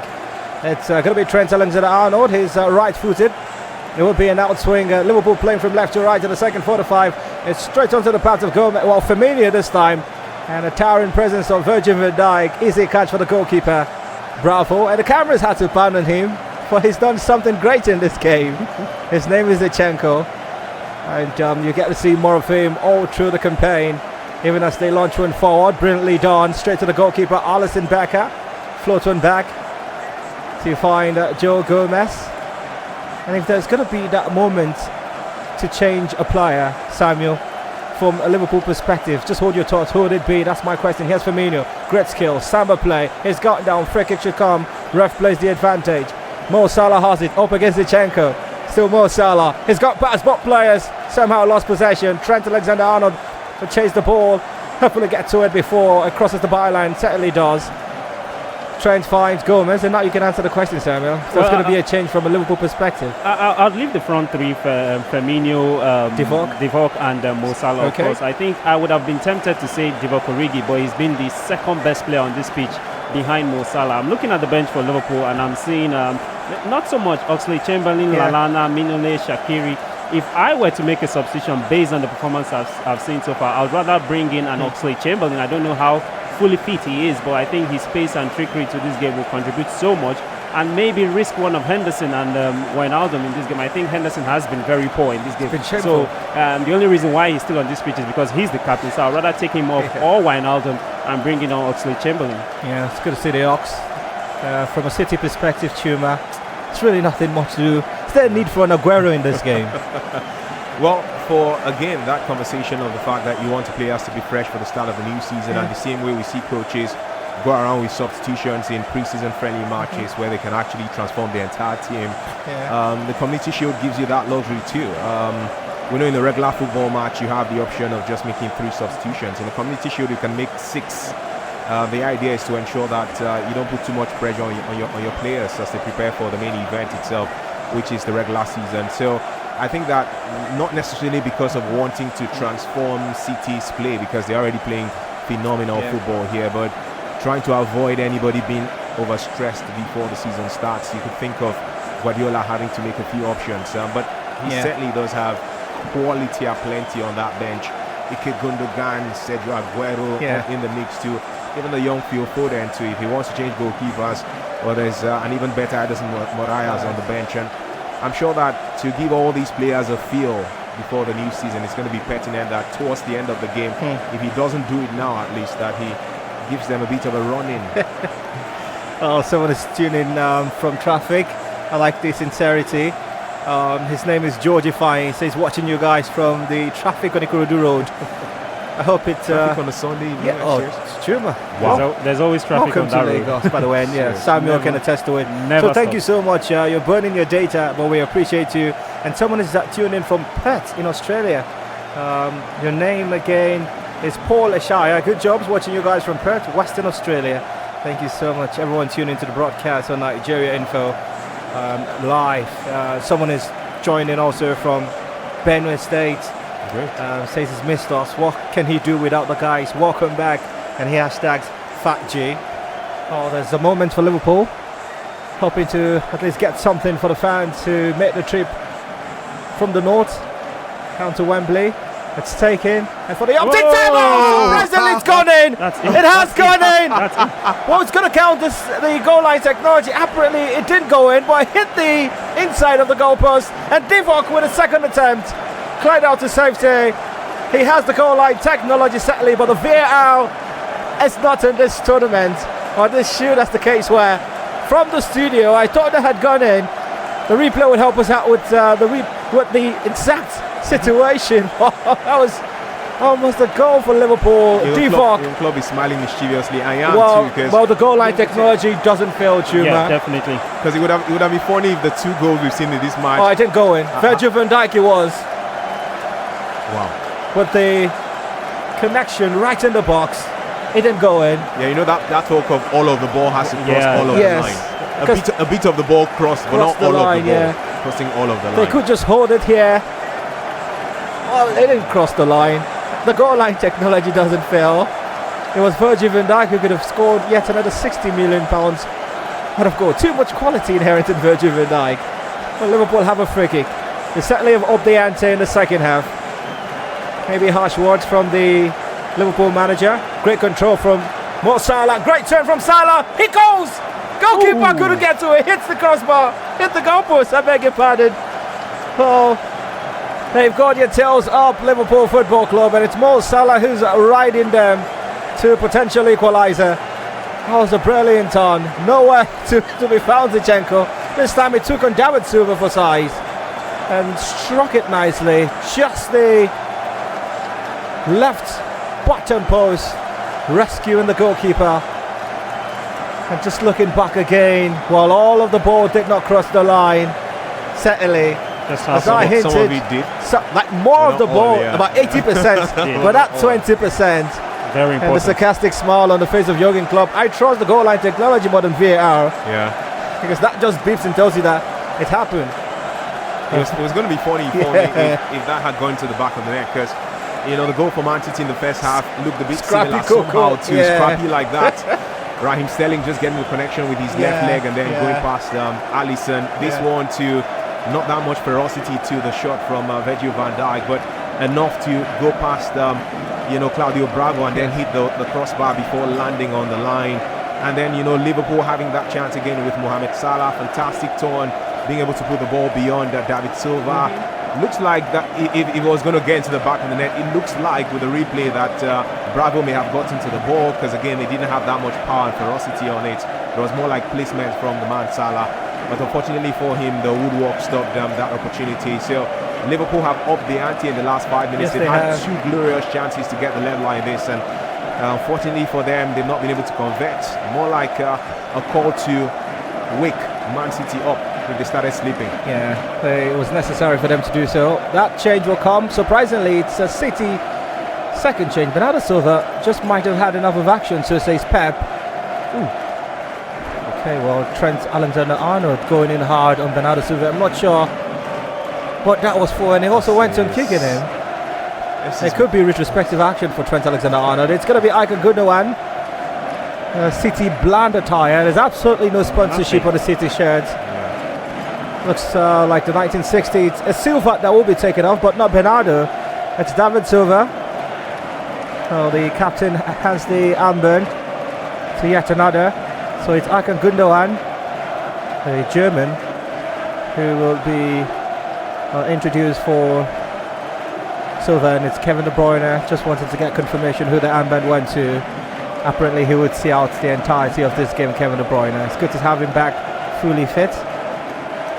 Many say it was one of the reasons why Liverpool chased City to the final day. If De Bruyne was present, that title would have been wrapped up before match day 38. Here's Fabinho, brilliantly chipped one over to the part of Divock, who's down on the turf. The referee still doesn't call it. It's not a head injury, so he allows play carry on. The City players are not interested. It's a brilliant pass. Sterling will get a second. Sterling doesn't get a second.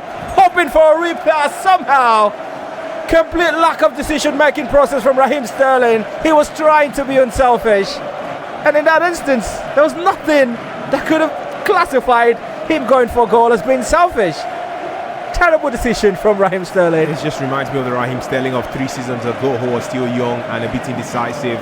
Sterling has grown much higher than this level. He's a man who has been able to win the trust of Man City and England fans for the last 2 seasons, and that was, with all due respect to him, a bit childish. Again, another phenomenal through pass there by Man City. They've done so much of this, decimating the defense of Liverpool more times than one in this, and Sterling had all the time in the world. He wanted but to give it to took Walker. His time, bought too much time. He actually wanted to give it to Walker. Delayed. He basically had the time to choose the sport he wanted to choose to score.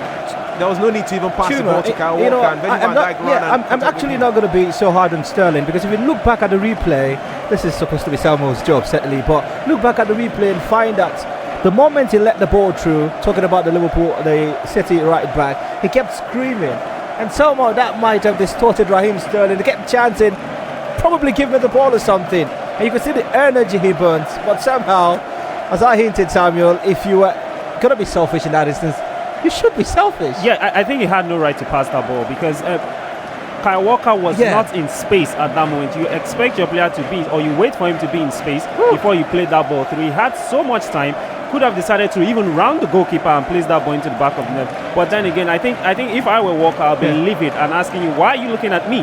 That was your chance. You should have scored. I was not open to power to. Or maybe I was waiting for the rebound. But then again, I think he should have done better. If this were, a game of, greater importance, I don't think Guardiola will be in any way happy with the finishing from Raheem Sterling. He's one of the most trusted weapon Pep has. Played as many games as you could imagine, and that's surprising because Pep is a rotational manager. He doesn't enjoy playing the same sort of players every single game. I mean, he's got quality in every department. He just took off David Silva for Ika Gundogan, and the man who buried Chelsea in the Community Shield last season might not get to play in this game. Kun Aguero, who's still down. Now Sterling trying to match Aguero's feet. Aguero scored the brace that beat Chelsea 2-0 in the 2018 Community Shield. Sterling is about to get his second, and if not for the chance, here they come again, the battle of Salah and Zinchenko. Somehow I think Zinchenko is running away from that challenge. I was going to say that he's avoiding He's actually avoiding Salah, so Sterling will take his stead. Still Mo Salah approaching the penalty area, rolls it infield to find Jorginho Wijnaldum. A bit silent in this game, and Gomez has it. Here's Virgil van Dijk, who could have equalised for Liverpool, but the ball didn't cross. All of the ball didn't cross the line. Gets it to Firmino. An opportunity still. Well, Fabinho has it. Plays it back. Gets the ball across to Trent Alexander-Arnold to Henderson. Henderson back to Trent. All in City's half. City playing from right to left. Liverpool from left to right. Here's Henderson, captain of Liverpool. Floats one into the box. Almost a perfect turn from Divock, but even better defending there from Stones, and an outstanding clearance. Eventually aided by Bernardo Silva, who they keep pushing out. Well, I think he said something to the Liverpool players, and they're trying to make him the guinea pig in this one. Bernardo Silva, anytime he gets the ball, he gets tackled. Here he comes, still Bernardo. He's up against 2 Liverpool players. He's not going to succeed, and it's Robertson who comes in barging. Something certainly has gone down. Maybe at half time, or maybe before the start of the second half, because whenever he gets the ball, at a point, it's the fans who boo the enemy player, but it's the Liverpool players who are about to injure him.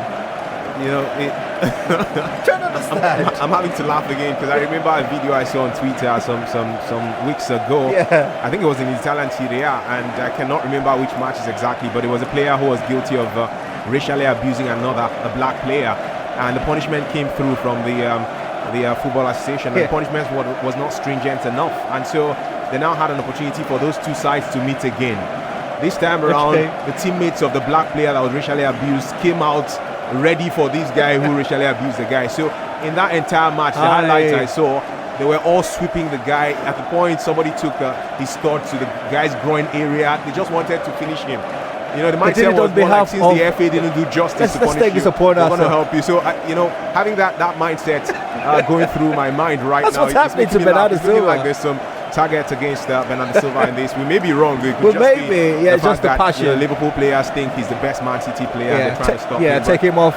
He's looked very funny in the last 20 minutes or so. This is a man who's not funny with his play. Here's Kevin De Bruyne. Finds Rodri. Onto the path of Sterling. Sterling back to Rodri and he collides with De Bruyne. Gives away possession. Salah has it. Infield. Just gone past the centre arc. Now it's into enemy territory to find Robertson. Robertson to Divock Origi. Up against Kyle Walker. Walker successful in that tackle. City get the throw. A bit of double change. Joel Matip and Keita for Liverpool. And it's Trent Alexander-Arnold who will be first taken off. And it's not like for like change. Just means something has got to give.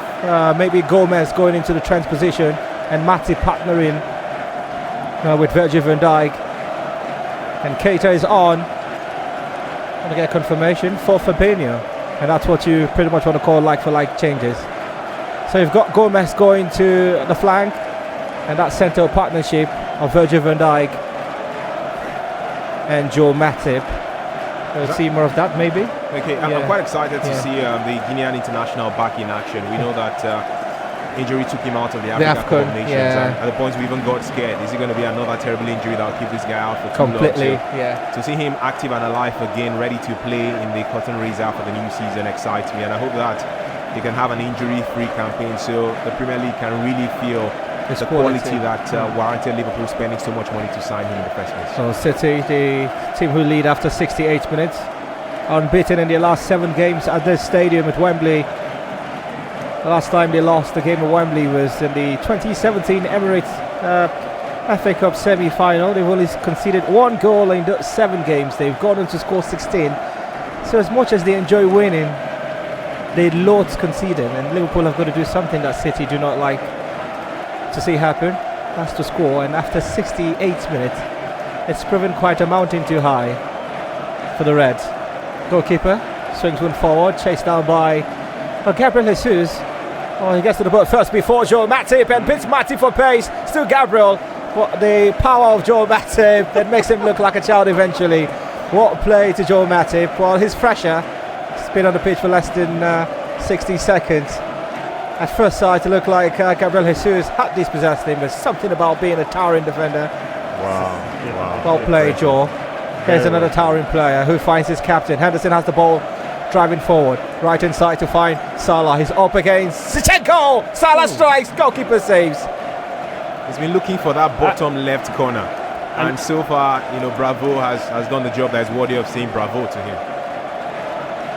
Oh, that strike right in the box. And maybe he practiced during pre-match warm-up. The strike and hit the bottom left corner of the goalkeeper. But what play to Claudio Bravo. That was good. Rodri rolls it infield to find captain Kevin De Bruyne. His pass is too heavy. Well, the flag stays down. Not sure why Gabriel Jesus hesitated. And it's still down. Well, eventually goes up. They want him to get to the book first. Some of the perks of being an assistant referee. You have to make the player work. And look, always pitch perfect from Kevin De Bruyne. Not often do you find his passes spraying offside. His change hasn't really caused any sort of commotion. Talking about Gabriel Jesus. City were more potent with Leroy Sané on the pitch for those few minutes. And all due respect to Gabriel Jesus, he's had more time but less efficacy. Easy catch for the goalkeeper. Bravo rolls it to his right full back. Kyle Walker, 70 minutes actually. Liverpool 0, Manchester City 1. Keep the comments coming through on Facebook. It's the 2019 Community Shield. City's 12th appearance in the Shield. They've won it 5 times for Liverpool Football Club. Their first appearance in this Shield since 2006, where they eventually beat Chelsea in Cardiff. That went down at the Millennium Stadium 2-1. But this edition is going down at Wembley. Once upon a time, home of Tottenham Hotspur. Tottenham will be playing the 2019-20 season wholly at the Tottenham Stadium. $1 billion. Pounds, actually. £1 billion. Say dollars, the central currency of the world.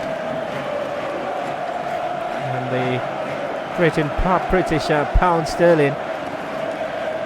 How far it's going to stay in the market if Brexit is achieved, it's a big question. We've got a new Prime Minister, Boris Johnson. He looks like the nephew of the American President Donald Trump, based on characteristics. But here they come, Mo Salah. This is a different player. This is not Zinchenko. Well done to Otamendi, just stopping Salah on his tracks. Rodri doing great enough to keep hold of possession. Or actually Gundogan, actually. It was Gundogan doing all of the job. He came in for David Silva, and he doesn't want to stay down at the top. The Liverpool captain, he knows if he stays down, he will be taken off. Nicolai Otamendi going in hard on Mo Salah's attempt on goal early on. Not sure how Jordan Henderson picked up that knock. I'm sure the cameras would help out. Well, it must have been an incident, off the ball incident. Somehow he was a tangle between himself and Ike Gundogan. He stretched his I legs. have sprayed something there. There's a strong man, as the captain of this Liverpool army. He can't go down easy on that. But yet, another change. This time it's not the man Samuel mentioned, Alex Oxlade-Chamberlain. This one is entirely different. It looks different. And I've got to confirm his name again. Adam Lallana, a man who might be introduced for Liverpool. They've already made 2 changes. Great presence there from De Bruyne. He's got Raheem Sterling, who's up against Gomez on the far left hand side, approaching the penalty area. De Bruyne can call. He also can strike. He strikes. Easy catch for the goalkeeper, Alisson Becker.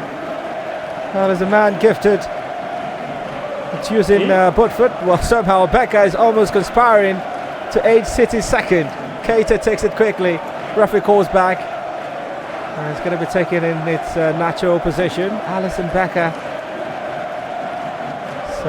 He's not been himself in this game.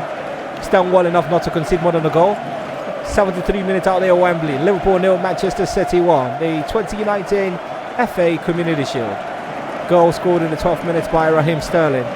Here's Joe Matip, who came on to replace Trent Alexander-Arnold. Gomez, who took Arnold's position, swings the ball back into Liverpool's half to find Virgil van Dijk in Liverpool's centre rack.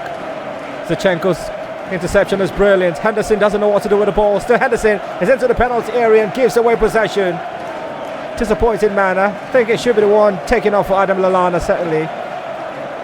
And I'm not going to classify that change when it happens as being tactical. It's going to be more of a necessity, because it's been like a man present yet absent. And he wears the captain's armband. And that change should come now, maybe. Raheem Sterling also down on the top. Not the sort of picture the City manager wants to see. But the good thing is, it has nothing to do with his legs. It has something to do with his tits. And you can have absolutely no tooth and still play football. You can be like a granny and still play football. All required is your pace and your leg. You don't play with your tits, so Pep will be fine about that. The only manager who's been shown a yellow card in the history of the FA Community Shield. Just had to confirm that, yes. So Pep takes something in his honour. There'll be yet another change. Chuma mentioned you can make as many changes as you want. I mean, a 6. A 6. That's enough. I think they only have 6 players on the bench, so they will throw in Xherdan Shaqiri. And big question, Chuma, who will he come in for? I think Lallana will come in for the captain Henderson. But just before those changes are made, Keita's pass to Salah is taken aback. Likewise, the pass from the captain Henderson. And here's Matip, who finds Virgil van Dijk in City's half. On the far left hand side, Divock Origi. Well, he might be the man taken off for Shaqiri. Still Origi with the ball. Floats one into the penalty area. Rodri with the interception. His pass finds Walker. Brilliantly done. Oh, they've passed the away. Out of danger at Manchester City. Kevin De Bruyne has it. It's difficult to dispossess him. He's got the pace and power. Still De Bruyne. Rolls it in field to find Ike Gundogan. Heavy control from the German. And he's lost possession to Virgil van Dijk. Liverpool now. Keita floats one, hoping to get to Divock. Oh, they could have given it to Robertson. They've lost possession yet again. Ike Gundogan, centre half. Rolls it to Gabriel Jesus. Floats it to the left hand side to find Raheem Sterling. Sterling back to Gabriel. Jesus now. It's a nutty pass from Jesus straight to the goalkeeper. I know you're Brazilian, but this is not a samba shirt. Jesus. That's a very strange way to play football for a professional player who earns over £90,000 a week. That's something someday we'll have to converse about, how much these players earn. I don't think anyone's business, actually. That's what their contract says, and you shouldn't begrudge them. And someday the leak will come out, how much Chuma earns as your right master. It's as close as this professional players I'm going to mention. 77 minutes, the changes yet to be made for Liverpool. Shaqiri and Lallana on the byline. Referee gives the free kick for the first time in a while in favour of Liverpool.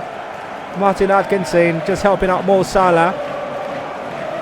Credit to Zinchenko, who was able to bring him down. Yeah, it was like a baptism of fire. It is actually for him. 3 changes, Juma. You want to take us through them?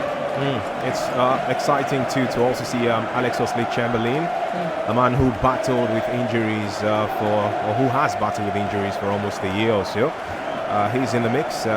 Liverpool will have to have that free kick first up before that happens still. And the free kick looks like it's going to be taken by Jordan Henderson, the captain of the side. He opts to do it at the expense of Mohamed Salah, puts it in, and there's a chance for Virgil van Dijk, who squares it in! Brilliant. Joao Matip, the Cameroonian, makes it happen for Liverpool, and they get the leveler in this. Oh, they do get the leveler, Chuma. It was one of the unfancied players on the pitch, and now Raheem Sterling would know that he could have taken this game shoulders level beyond Liverpool, and that was brilliantly done from one defender to another. A perfect central partnership passing from Virgil van Dijk to Joel Matip. Managers delight in knowing that their substitutions pay off, and this time it's Jurgen Klopp who will be celebrating. Not sure what Bravo was doing, even if it's quite hard defending a header. But that wasn't a goalkeeping, Samuel. What was he doing? It's typical Claudio Bravo. Always finds a way to make things very, very comical. But credit to Liverpool there. I thought the only way they could have scored was through a set piece in this game, because they've made it count. Yeah, they have, and credit to the central defense partnership of Matip and Virgil van Dijk. Virgil van Dijk has had 3 opportunities in this game via set pieces. Yeah. This time he manages to get an assist off that, and credit to Liverpool, they deserve to be back in this one. I thought they've had a better second half performance, controlled the game a bit more. City have tried to hit them on the counter, but they've had more possession in this game. So credit to them. I think for Liverpool, the changes they are making now is going to be very, very important. Just to cut you short, 1 now, Firmino for Xherdan Shaqiri. Yeah, he's now had a very good second half performance, even though Liverpool have come back to be stronger in the second half. I think it's very, very important for them how they negotiate these sort of fringe players. Good to see the injured guys come back into this one. I think they'll be very important for Liverpool in the season to come, how they get more game time, stay fit, and help Liverpool negotiate a successful season. So credit to Liverpool for coming back into this game. It is really deserved. Well, the captain is expected, and I called it correct. Lallana on for Henderson. Not sure how this will work. If Liverpool go on to win, well, he might still be the one who will lift the Community Shield. He will. He'll get the armband from whoever he's handed it to. And the third change, Divock for Alex Oxlade-Chamberlain. So Liverpool have made 5 changes, and Manchester City have made just 2 changes. Yankee Gundogan and Wednesday was taken off in the first half. Incredible stuff. I'm sure Pep will now have to make the changes. He will have to make the changes now, because his side seemed to be chasing the game in the last few minutes, and 79 minutes we have seen Emmanuel. I'm just thinking to myself, as much as he's become a cult hero in Manchester City in recent times, in Raheem Sterling. If he's going to be receiving a bit of the blame, because we know that when they lost to Wolverhampton Wanderers via penalties in that Premier League Asia tour, like you said, during regulation time they had a chance to seal the deal. Sterling missed a penalty. They went on to lose via penalty shootouts later. Sterling, the more I see the replay of that opportunity, the more I don't understand, because he had 30 seconds plus to decide on what he wanted to do with the ball. Lost the chance. Now Liverpool have bounced back. He really has to conjure something for the citizens. Oh, they've been flagged offside, Manchester City. Gabriel Jesus doesn't know it. And Pep, for the first time in this game, goes to have a conversation with Mikel Arteta, who is gradually becoming a Manchester City legend. I had to take my time to mention it. I doubt. Well, he's won more trophies at Arsenal City than he did at Arsenal. As a manager, some would say. So Arsenal fans don't come at me, but in 2019 going forward, the probability of being a champion look like you find it in a blue shirt than that not London attire. But they fortified your front line, the Gunners. There's no football game. You can't have a conversation about a football match and not rope Arsenal into it. They're like the symbol of conversation. And Pep Guardiola, he looks a bit confused now. I'll tell you why. Because Liverpool are a team who've won just one of their last 5 games played at Wembley. The last time that victory came was at this stadium, 2-1 against Tottenham in the Premier League. They know how to win by 2-1, and they know how to be successful on penalties. And when they start initiating the comebacks, it's hard not to be petrified. Some say they are kings of comebacks, Liverpool Football Club. And the greatest happening in 2005. And they played against AC Milan, not thanks to Andrei Shevchenko, or should I say all thanks to Jesse Dudek. 82 minutes. It hit him hard. That's a heavy punch. The ball punched him down, Gomez. Not often you find that. Sterling regaining possession to find Zinchenko. He's having quite a baptism. And Claudio Bravo is almost going past this line.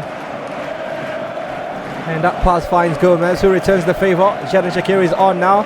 Position on the right hand side. The goal scorer Matip rolls it down to find support in his Liverpool teammate. And this time he might come for Lallana. Rolls it down. Strike comes. Goalkeeper saves. Paul Keita almost making it count, the Ghanaian. That was some brilliant save. 1 second he's dropping clangers. The other moment he's making. The next moment he's making world-class saves. Bangers, huh? I wish I was you in that instance. And now you know why the gift stays with you. How you describe your rhyme. Oh, these things are in it. If you don't have it, you don't have it. But sometimes you can walk. And I said to myself, one of my Premier League coverage this coming season, I'll come with my book of 100 rhymes. And Chuma will be shocked whenever he would be then tuned into the broadcast, because every single statement I make, I'd have a rhyme to it. And I know I would sound very stupid. I just already know. So I pretty much would come and declare that this would be a broadcast filled with madness. But it should be fun. Chuma is a gift to broadcasting. I'm not sure it's just in Nigeria, but I'm a man who listens to different shows quite across, from Liverpool radio to a podcast broadcasting from London, Germany, as long as it's done in English, and not many people have the rhyming gift. Here they come, Keita. Murphy has goal back play. Martin Atkinson, he'll give the free kick. They wanted the advantage. He's having a conversation with Jorginho right now, and this is my field, and I will call the free kick when I want to call it. And we know another new thing that has come to football now, which is when the referee interferes with play, he can get the ball back and then give it back to you who had the ball. Yeah. So, and that's what all of these changes that we're getting to have to get used to now. Even the players also, I'm sure that when the changes are made, they are also properly briefed. But sometimes you just forget this. This is say it's out of ball, let the possession flow. Yeah. He almost got a second. It's good to see Phil Foden, a man classified by Pep as the most talented he's worked with. And Pep is a man who worked with Samuel Eto'o and the magisterial Lionel Messi, and yet classifies Phil Foden as the most talented player he's ever worked with. I think it was a criminal statement, but put so much pressure on the young man. I said so, and it's unbelievable. Well, then again, it's Pep. I thought Messi would have been the most talented player you've ever worked with. Well, Mourinho told us finishing second best with Manchester United was the most. With that, one of the biggest achievements. And United fans thought it was crazy. Yeah. but maybe that's more understandable than what Pep said, because you look at the Manchester United team; they're very, very abysmal. But to compare Foden to Messi, ever, he said ever. I think certain players would be very, very offended and wish they never played on that Pep. Even David Silva. Well, then again, when he said it, he reiterated it. It's publicised, guys. It's not making up the statement for Pep. Here they come. Lallana has got the pace.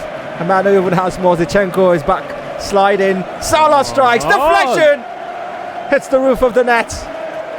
Well, he's finding his footing in that instance there. Mo Salah got the pass from Adam Lallana and hopped away. Lallana creating room for Salah to strike.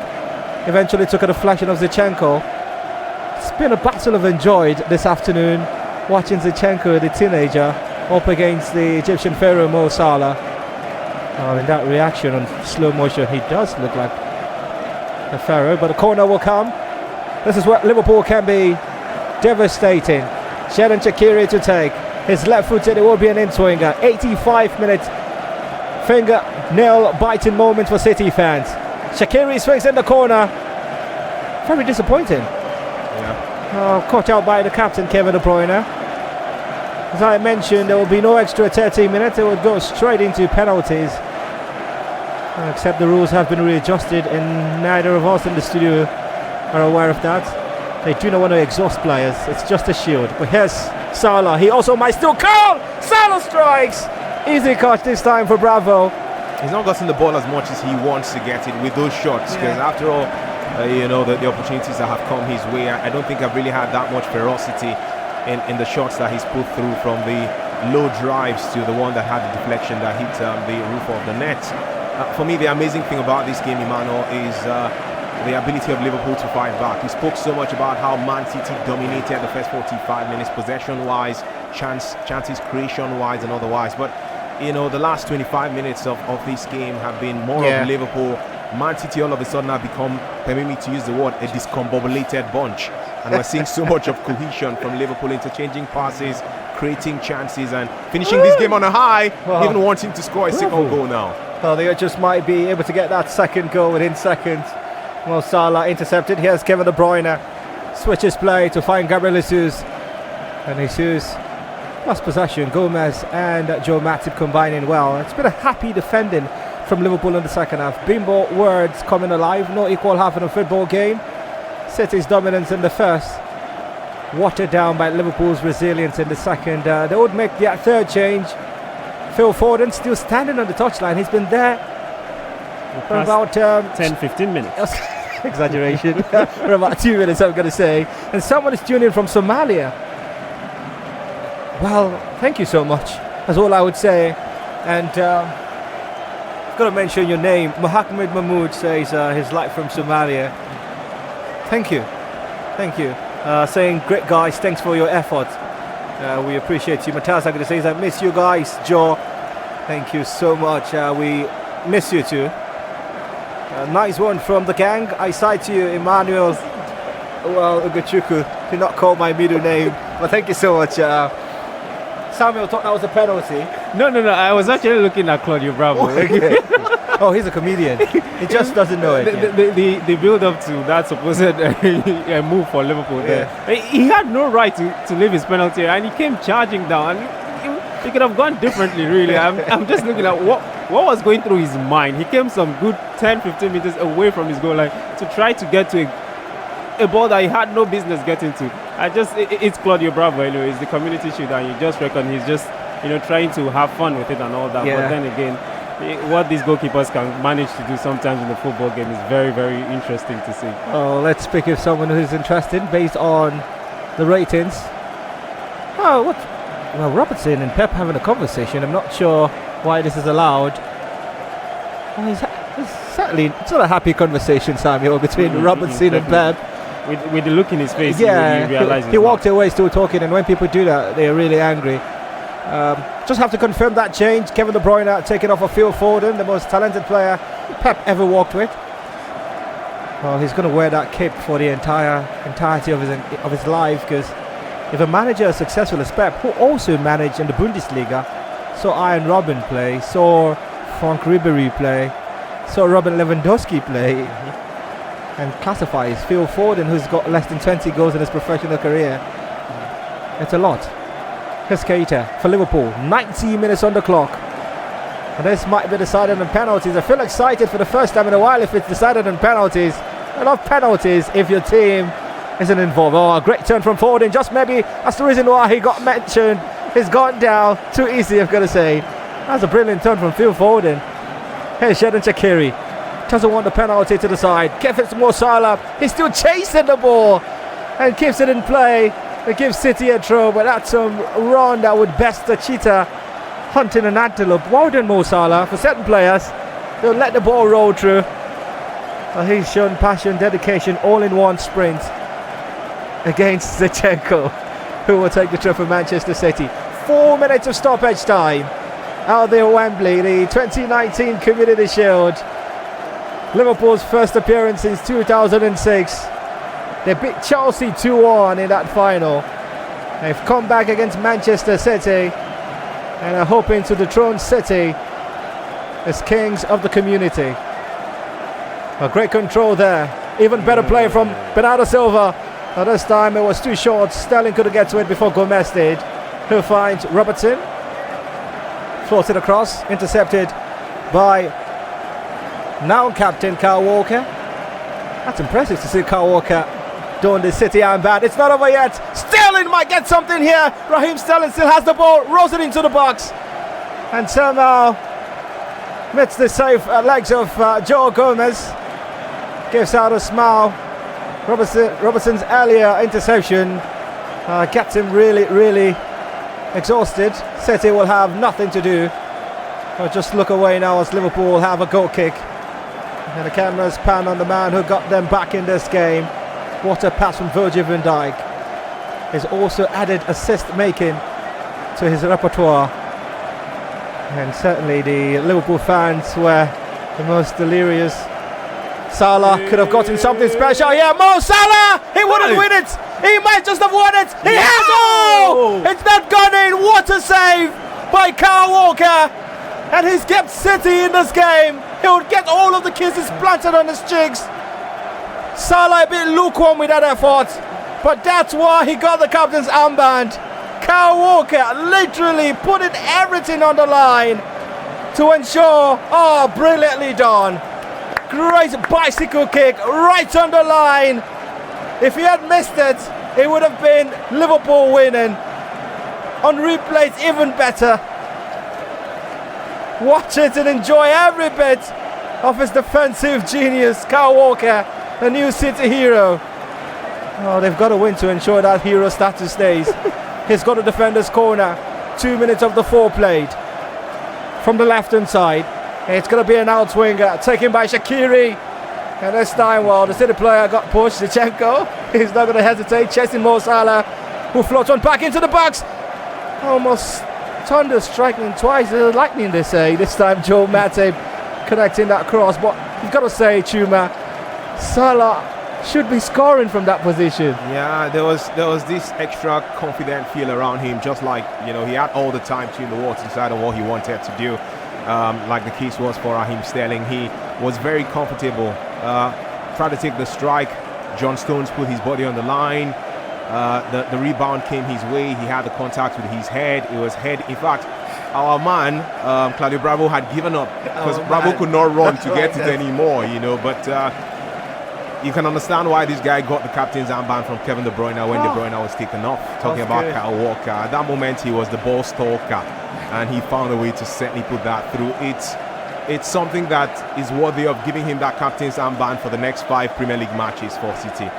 It was a final moment of the game. Was going to be the end, I think, but he stopped it. Oh, Liverpool might just get the winning goal eventually, and still brilliantly saved by Becker. Well, Claudio Bravo mixing the name of the goalkeepers now. It's been a frenetic final, 60 seconds. 94 played, 7 seconds added by the referee. I'm sure he's going to let this corner go. Liverpool have it following that brilliant save. Xherdan Shaqiri will take, which might be the final action in this game. Shaqiri swings in the corner, doesn't go past the first wall, and indeed it is the end of proceedings out there at the magnificent Wembley Stadium. Both managers just trying to exhibit what the game is about, fair play. Pep walking straight onto the paths of Jurgen Klopp, exchanging warm embraces, but not the cameras panning on Raheem Sterling. They'll do that for a second. It got to us on the way in the 12th minute, and then came Joel Matip just seconds after his introduction, ensuring that Liverpool and Manchester City's encounter, the 2019 FA Community Shield, will now be decided on penalties. For your money, who do you think will get this? I've got Alisson Becker, who's Liverpool's number 1. And some say Claudio Bravo is a better goalkeeper in penalties than Edison Moraes, Juma. Well, it reminds me of the days of Delia Yenuba and Vincent Yama with Enyimba. The cat. Yeah, Yama was first choice when it comes to penalty shootouts.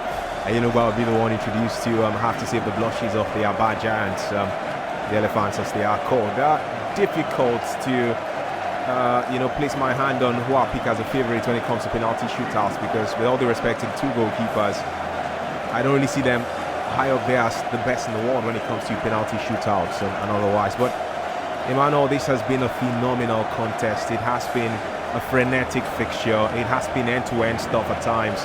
And here I am just thinking to myself, will I not pick this Community Shield game over the UEFA Super Cup as to quality? With all the respect to Chelsea, I don't think they are at this moment on the same pedestal with Manchester City. They're looking for trouble. I know I'm looking for trouble, I know, but that's how seriously I take this game involving these two giants of European football. Yeah. And Man City dominated proceedings in the first half. Started the second 45 like a house on fire for the first 15 minutes or so. Liverpool took over the mantle of leadership and ended as the better of the two sides. So it really has been a game that has lived up to the hype. And if this is what the battle for the Premier League title will look like between these sides, boy, are we ready for some drama. Oh, we are, certainly. And Samuel, are you ready for some drama? It's official.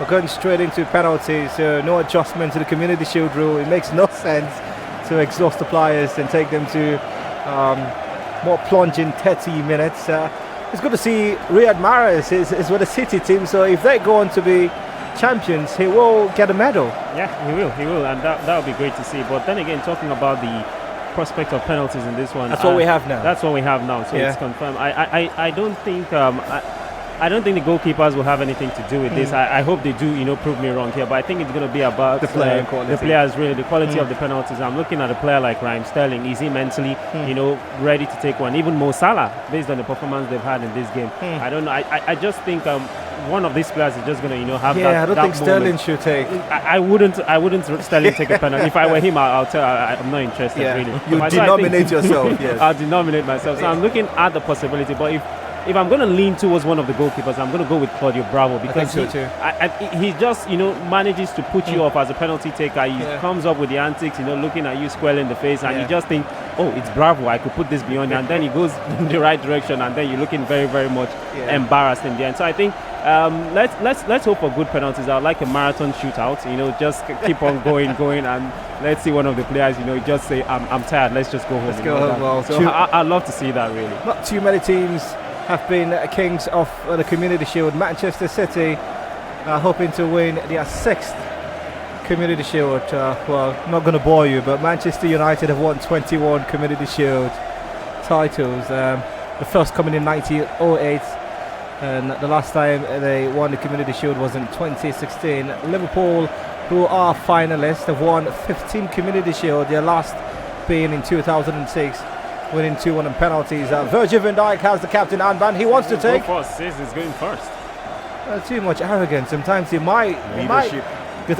You see it differently than I see it. I see it as arrogance. You see it as leadership. Well, I see a bit of arrogance too, but when you want to show when you want to show you're the best player in the world, and he thinks he should have a shout to be FIFA the best for this year. Yeah. You have to carry your team on your shoulder. He's been eulogized.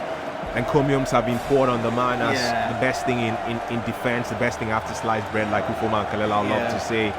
And he wants to show you that he can also carry his team along beyond just being a phenomenal defender. He created the assist that led to the goal that Liverpool scored. Yes, he did. True. And now he wants to assist them by scoring his penalty. So let's see how things will pan out.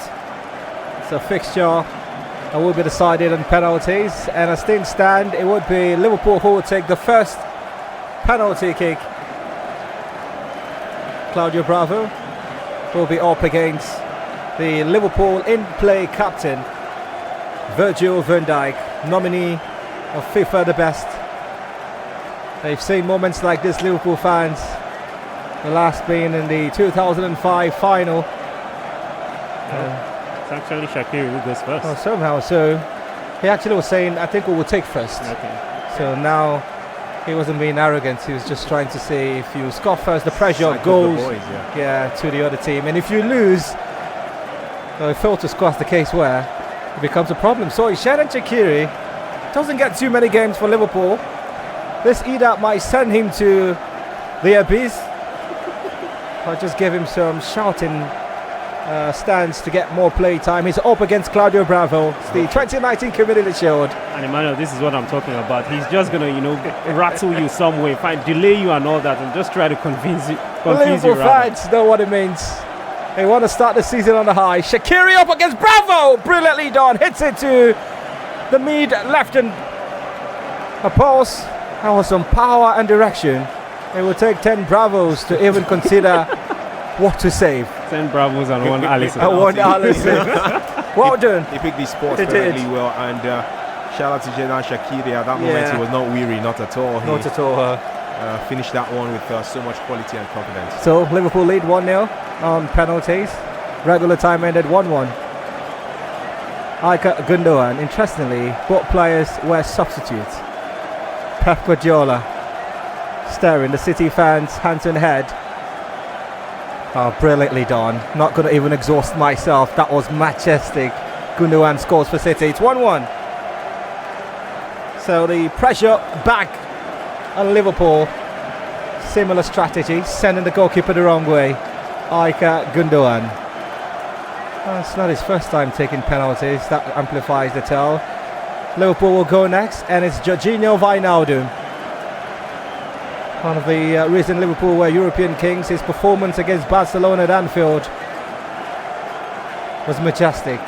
He's up against Claudio Bravo. Central penalty maybe. Wijnaldum, goalkeeper saves. He was always lacking the confidence in his expression, and Jurgen Klopp was sip away. Claudio Bravo adjusting his oversized shirt, and Liverpool have missed their first sports kick after 2 rounds. Now I see the antics Samuel was talking about. He's just not going to stay in one position. He really is not staying in one position, but finds a way to ensure that his leg is on the line when the penalty is taken, which we know is part of the new rules too by FIFA. So Jorginho, well, he scored. I'm not even going to mention Bernardo Silva. He's gone into even more bad books to the Liverpool players because he's just scored their goalkeeper. Bernardo, City lead 2-1 on penalties. There's always this pressure, Chuma, if you were the first to miss a penalty. Yeah. And look at what it means to the City players. This is not just a shield. They beat Liverpool to the title. The only side to beat them in the league. And they also want to carry on psychologically damaging whatever Liverpool have left in a City contest.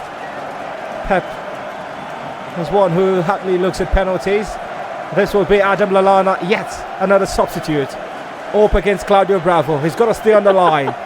It's Lallana. Bravo gets close to it. That was all about the power behind the ball, and he scores. Lallana. Almost great goalkeeping because he got the spot correct.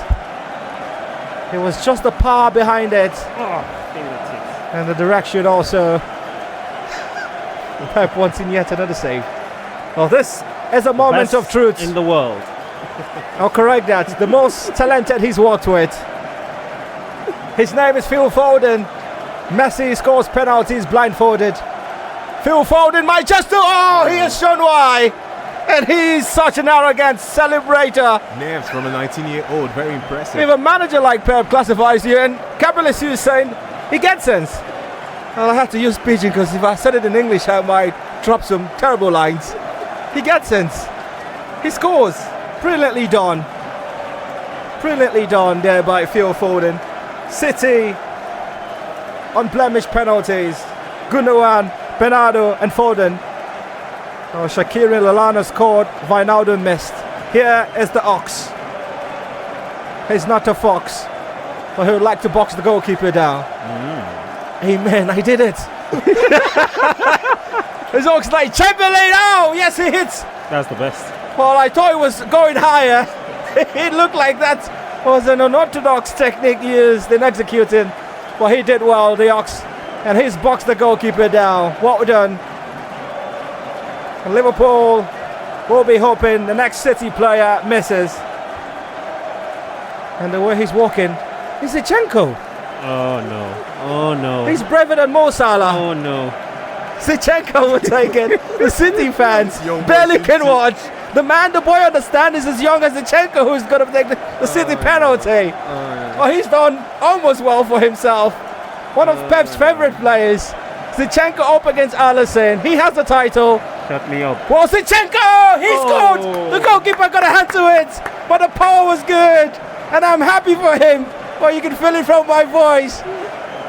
Teenagers taking upon them. Huge.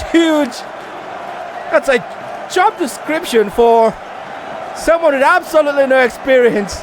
And he's shone like a million stars. Well done to you, young Zinchenko. Well, just after Zinchenko, Salah comes up.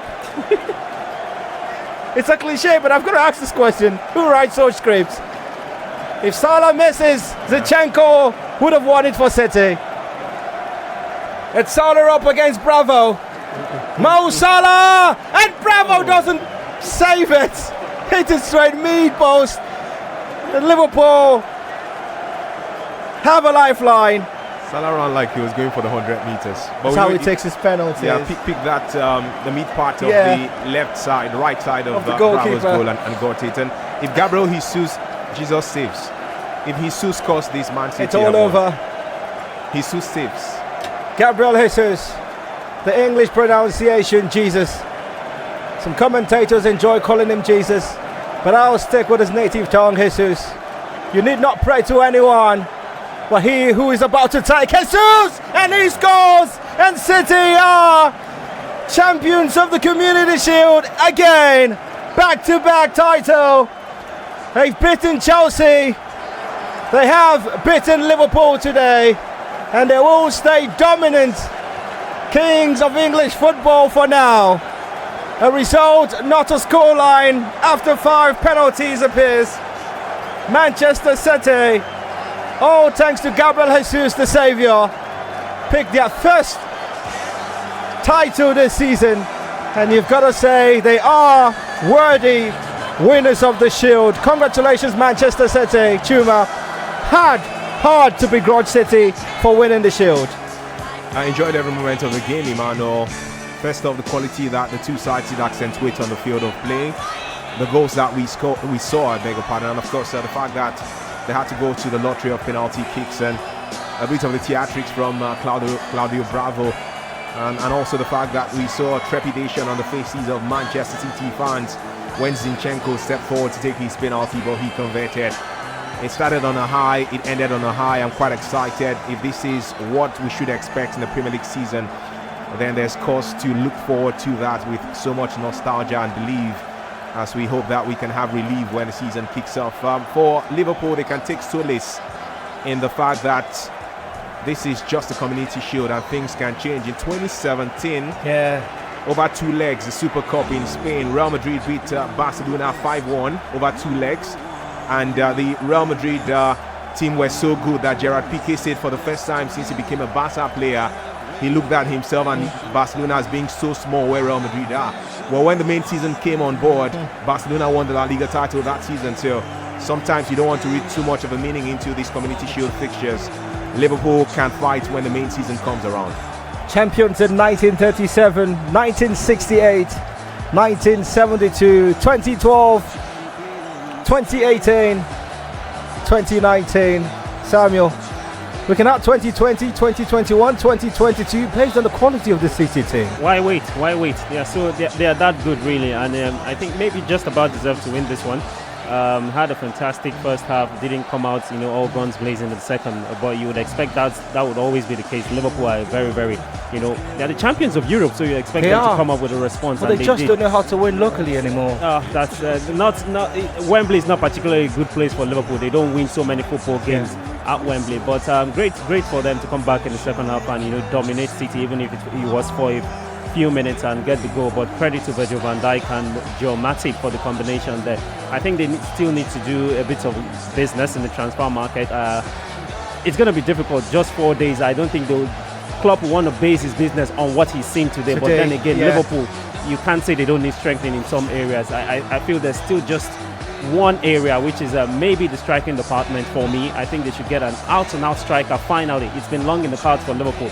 Get an out-and-out striker, and that can guarantee you 20-25 goals a season, and then you'll be good to go. City have goals in them all around the pitch. Talk about Bernardo Silva, Gundogan, Aguero didn't even play in this game. He didn't need to City, play for them City to didn't win. exactly miss him. So it's difficult for Crazy. Liverpool. Very, very difficult. Manchester City have thrown down the gauntlet to the rest of the Premier League guys. You have to do very, very good to beat us this season. Liverpool were the best last season. Yeah. Liverpool have fallen short this season to Manchester City in the first match of the season. So it's difficult. But credit to Guardiola and Manchester City. They are the best side in the land. I want to stick with you, Samuel. Just a picture was saying the Liverpool fans are the ones who are leaving the stadium. The City fans want to see their team lift the shield. It seems Zinchenko is actually one of the favourites, not just for Pep, but the other City senior boys, Jesus, Aguero, having that laughter conversation with him. Yeah. You look at the way the game panned out. He at some point was not getting any change whatsoever from Mo Salah. But then again, to have the guts to come up and take a penalty, a crucial one at that particular point, and scoring the penalty is very, very massive. Really, you look at him, an inexperienced player thrown into such a big football game. He did play the Community Shield last season. No, he didn't. Against Chelsea. No, he didn't. Oh, okay. I thought he did because Guardiola. That's another player Guardiola does rate very highly. He's had a good amount of games in last season's campaign, so it's good for him to come up against such big players. Mo Salah, the biggest in the Premier League, and have that sort of performance. We can call it a good performance in the end. But credit to him, I think it's very good. The lads recognize how important he was, or he is, or he can be to the team. So very, very good, really, for him to come out this game. And then it's going to go uphill for him here. You just look at the quality he brings to Manchester City, and the guts to go up and take a penalty against Alisson, the best goalkeeper in the world, and do go on to score.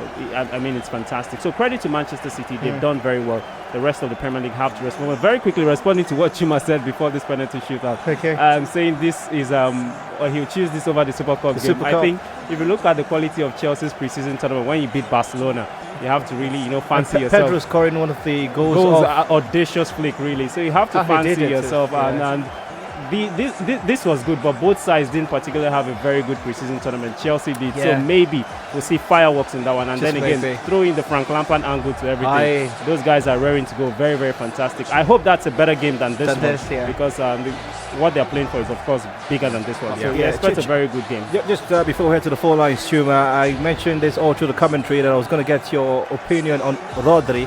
His first competitive game for Manchester City, and he's won the Shield. Yeah, quite excited for him, especially in the first half when Man City dominated proceedings. They had control of the midfield, and that's his job, coming in to take that Fernandinho role kind of as the future. He's 24. I think he has so many great years ahead of him. Had a phenomenal season with Atletico Madrid, just one season, and he impressed enough for Man City to spend the amount of money they did to get him. I think we have more matches to keep observing him, but to fill in the shoes of Fernandinho, who has not left, he's still around, he's still there. That age is catching up with him. Happens to be a very, very difficult task. Man City have had the privilege of having some great guys in that position. They have. Yeah, Toure to Fernandinho himself. Certainly Rodri has to live up to the billing and up the ante, but I was quite impressed with his debut. Competitive debut, if you call this one. Competitive debut. It is a competition. It's a Shield. City are getting set to lift that Shield. We're here till 6 p.m. Bimbo and Buchi will take you through yet another finale, Barcelona against the Arsenal. It's not as huge as this, but if you consider the strength of those teams, it should be fascinating. The lines to call, the phone numbers rather, 012770993, 012771993, 2993 and 3993.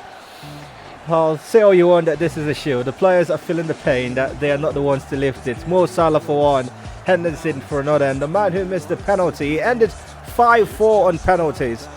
And the players who converted, just to mention again, Ika Gundogan, Bernardo Silva, Phil Foden, Zinchenko, and Gabriel Jesus, all converted for Manchester City.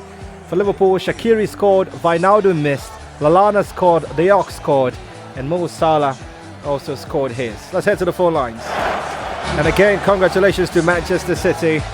They've defended happily their Shield. The champions stand up for the champions, for the champions. Hello. Yes, hi, welcome to the show. Go ahead, please. I'm good. How are you? We're doing well. Thank you very much. I give you all that kind of people to Maxwell from Olodia Pap on the line. All right, Maxwell. Kudos to Sete, kudos to Guardiola, kudos to Mika Atete. Double. Please, I'm begging my delicate team to start their power. Please, what I saw Liverpool doing their pitch, I'm scared. You know that? my dedication is let Lampard do the job for the fans.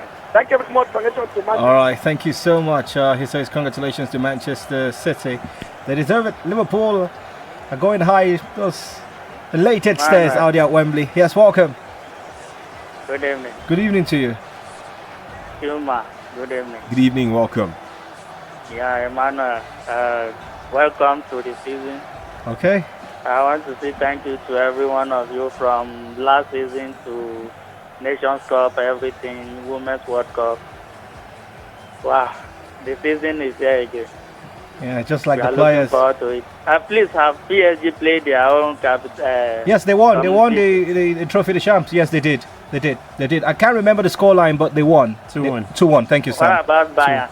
No, I'm not sure about Bayern. Bayern lost yesterday. Okay. 2-0 to Dortmund. Okay, so Bayern lost to Dortmund. Yes, they did. And the reason why I remember now, because of the tweets put out by Borussia Dortmund, they had 4 trophies. 3 of them were darkened, and they said unlocked. That was the tweets. They were locked this cup, and the other 3 trophies, the Bundesliga, the Champions League, and yet another cup. So they have this dream that they can win so, but for PSG, I'm certain they won. One of the videos went viral where Mbappe had to push Neymar off the eventual shoot. Yes, he did. Neymar wasn't dressed, and the caption was, yes, Mbappe telling the leech to go away. He actually pushed him and said, go, we're about taking a picture. It's crazy stuff. Hello. So Hello, just good might be evening. through his leaving. Yes, good evening to you. Liverpool are taking their medal. God bless all of you in this studio. Bless you too. Bless you. Adego Kadisola from Okodo. Welcome. I think this match was a good match and a good performance from you people in the studio. You make us to enjoy the game, the way you are even being fair for the player, for the bravo, the way he was doing when the goal was scored, was performing magic.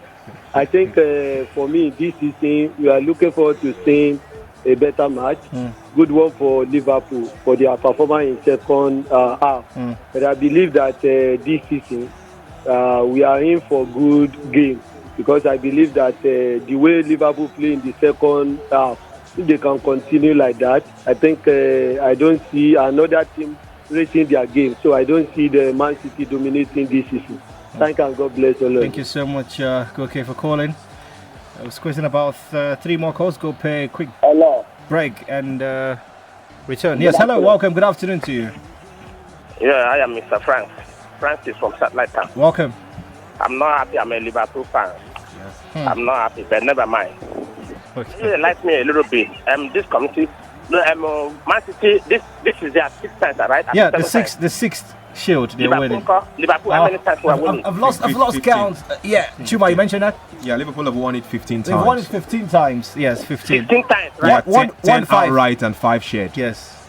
Okay, they don't work well with them. Oh, no, sure. Anyhow, He wanted to gloat on that. Yeah, he wanted to actually. I mean, I don't think there's any City fan who would brag when it comes to trophies against Liverpool. Not league title, not Europe. No, come on, no one will. But in present day, you have to admit that City are the best on the line. I do want to say that. Thank you, you said it. I think we'll have to stay until the shield is presented, the players walking up the stand, and no one wants an autograph from the other players but Zinchenko. I'm sure it was the Liverpool fan who wanted that autograph from Zinchenko. He did great. Well, Salah humbled him, but still he was brilliant. What do you make of the City jersey, Chuma? Looks very ancient. It really does. The fact that it's all blank as the case is. Yeah. It's funny. It's funny again because I know that it was back in the day that we didn't have too much of these endorsement deals. We got jersey deals and all that. It was but intentional. They also have so much money, the citizens, oil money, so much of that. Well, and at the point Barcelona signed a deal with UNICEF, so different clubs have different ideas as to what they want to do. Yeah, I was going to ask the question if it wasn't a case of sponsorship clash. It doesn't really matter, even if you're playing in the Community Shield. Well, it's the FA that owns the Community Shield, so they don't restrict the Etihad, which is what City have predominant. Pep Guardiola, we've lost count of his titles. I think I would employ Samuel to help out with the number of titles Pep has won, including this Shield. Legion. It's incredible. He's a successful manager. And I wonder why he's not going up to get this one. Someone to help him bring it down, I think. He just wants the players to do it. So we're about to get that presentation. That's the number one goalkeeper. Yeah, the fact that Ederson saved doesn't really mean anything. When City played their first game, it would be Ederson in goal, Chuma. Yeah, it has to be. For those who play Fantasy Premier League, Yes. don't get too excited and get I'm Claudio going to- Bravo as your first choice because His he bench will wouldn't be walk. I long. don't think he's going to walk. I think he may just be there for the cup competitions, Oh, the yeah, FA Cup I and agree. Carabao Cup, while Ederson Moraes will be Champions priority League. in the Champions League and Premier League. Yeah, Liverpool still, I beg your pardon, City still want to win the Community Shield. So we await that Leroy Sané. Well, he's walking, so it's not entirely bad. There's no crutches, nothing. He should be fine. I hope he is. Well, still limping. he's a bit, limping so, actually. yeah, Yes, that's what I'm looking at. And the camera is also zooming on. Well, he can't stand for so long apparently. Just hogging the iron bars of the terrace. And Pep is nowhere near. He wants the players to team. take the shine, and basically It's just the showman, Chuma. The showman, he knows the cameras are everywhere. He knows the broadcasters will talk about this moment. For certain managers, they like to be part of this festivity. And Zinchenko, who looks like a movie star, one of those Russian bad guys. Yeah. So it's going to be a combined lifting moment. Aguero and David Silva. Well, one of many to come for the 2019-20 season. City fans will hope for the quality of the City team. They become the first side to win the Community Shield, having won both the Premier League and the FA Cup in the previous season since Arsenal did it in 2002. And guess the team Arsenal beat that year? Liverpool Football Club. So teams make do with Liverpool in creating history. It's what it is. The shield has been lifted. We need to go on a quick break. Happy faces all around. Rodri, I'd like to see how he lifts the shield.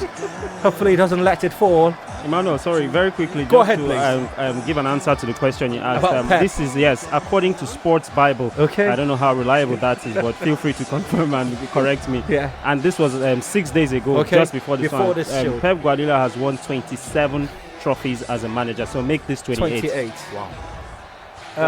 Some football clubs a would national have team it. coach and then Yeah, win the World I Cup. think he would run away from that.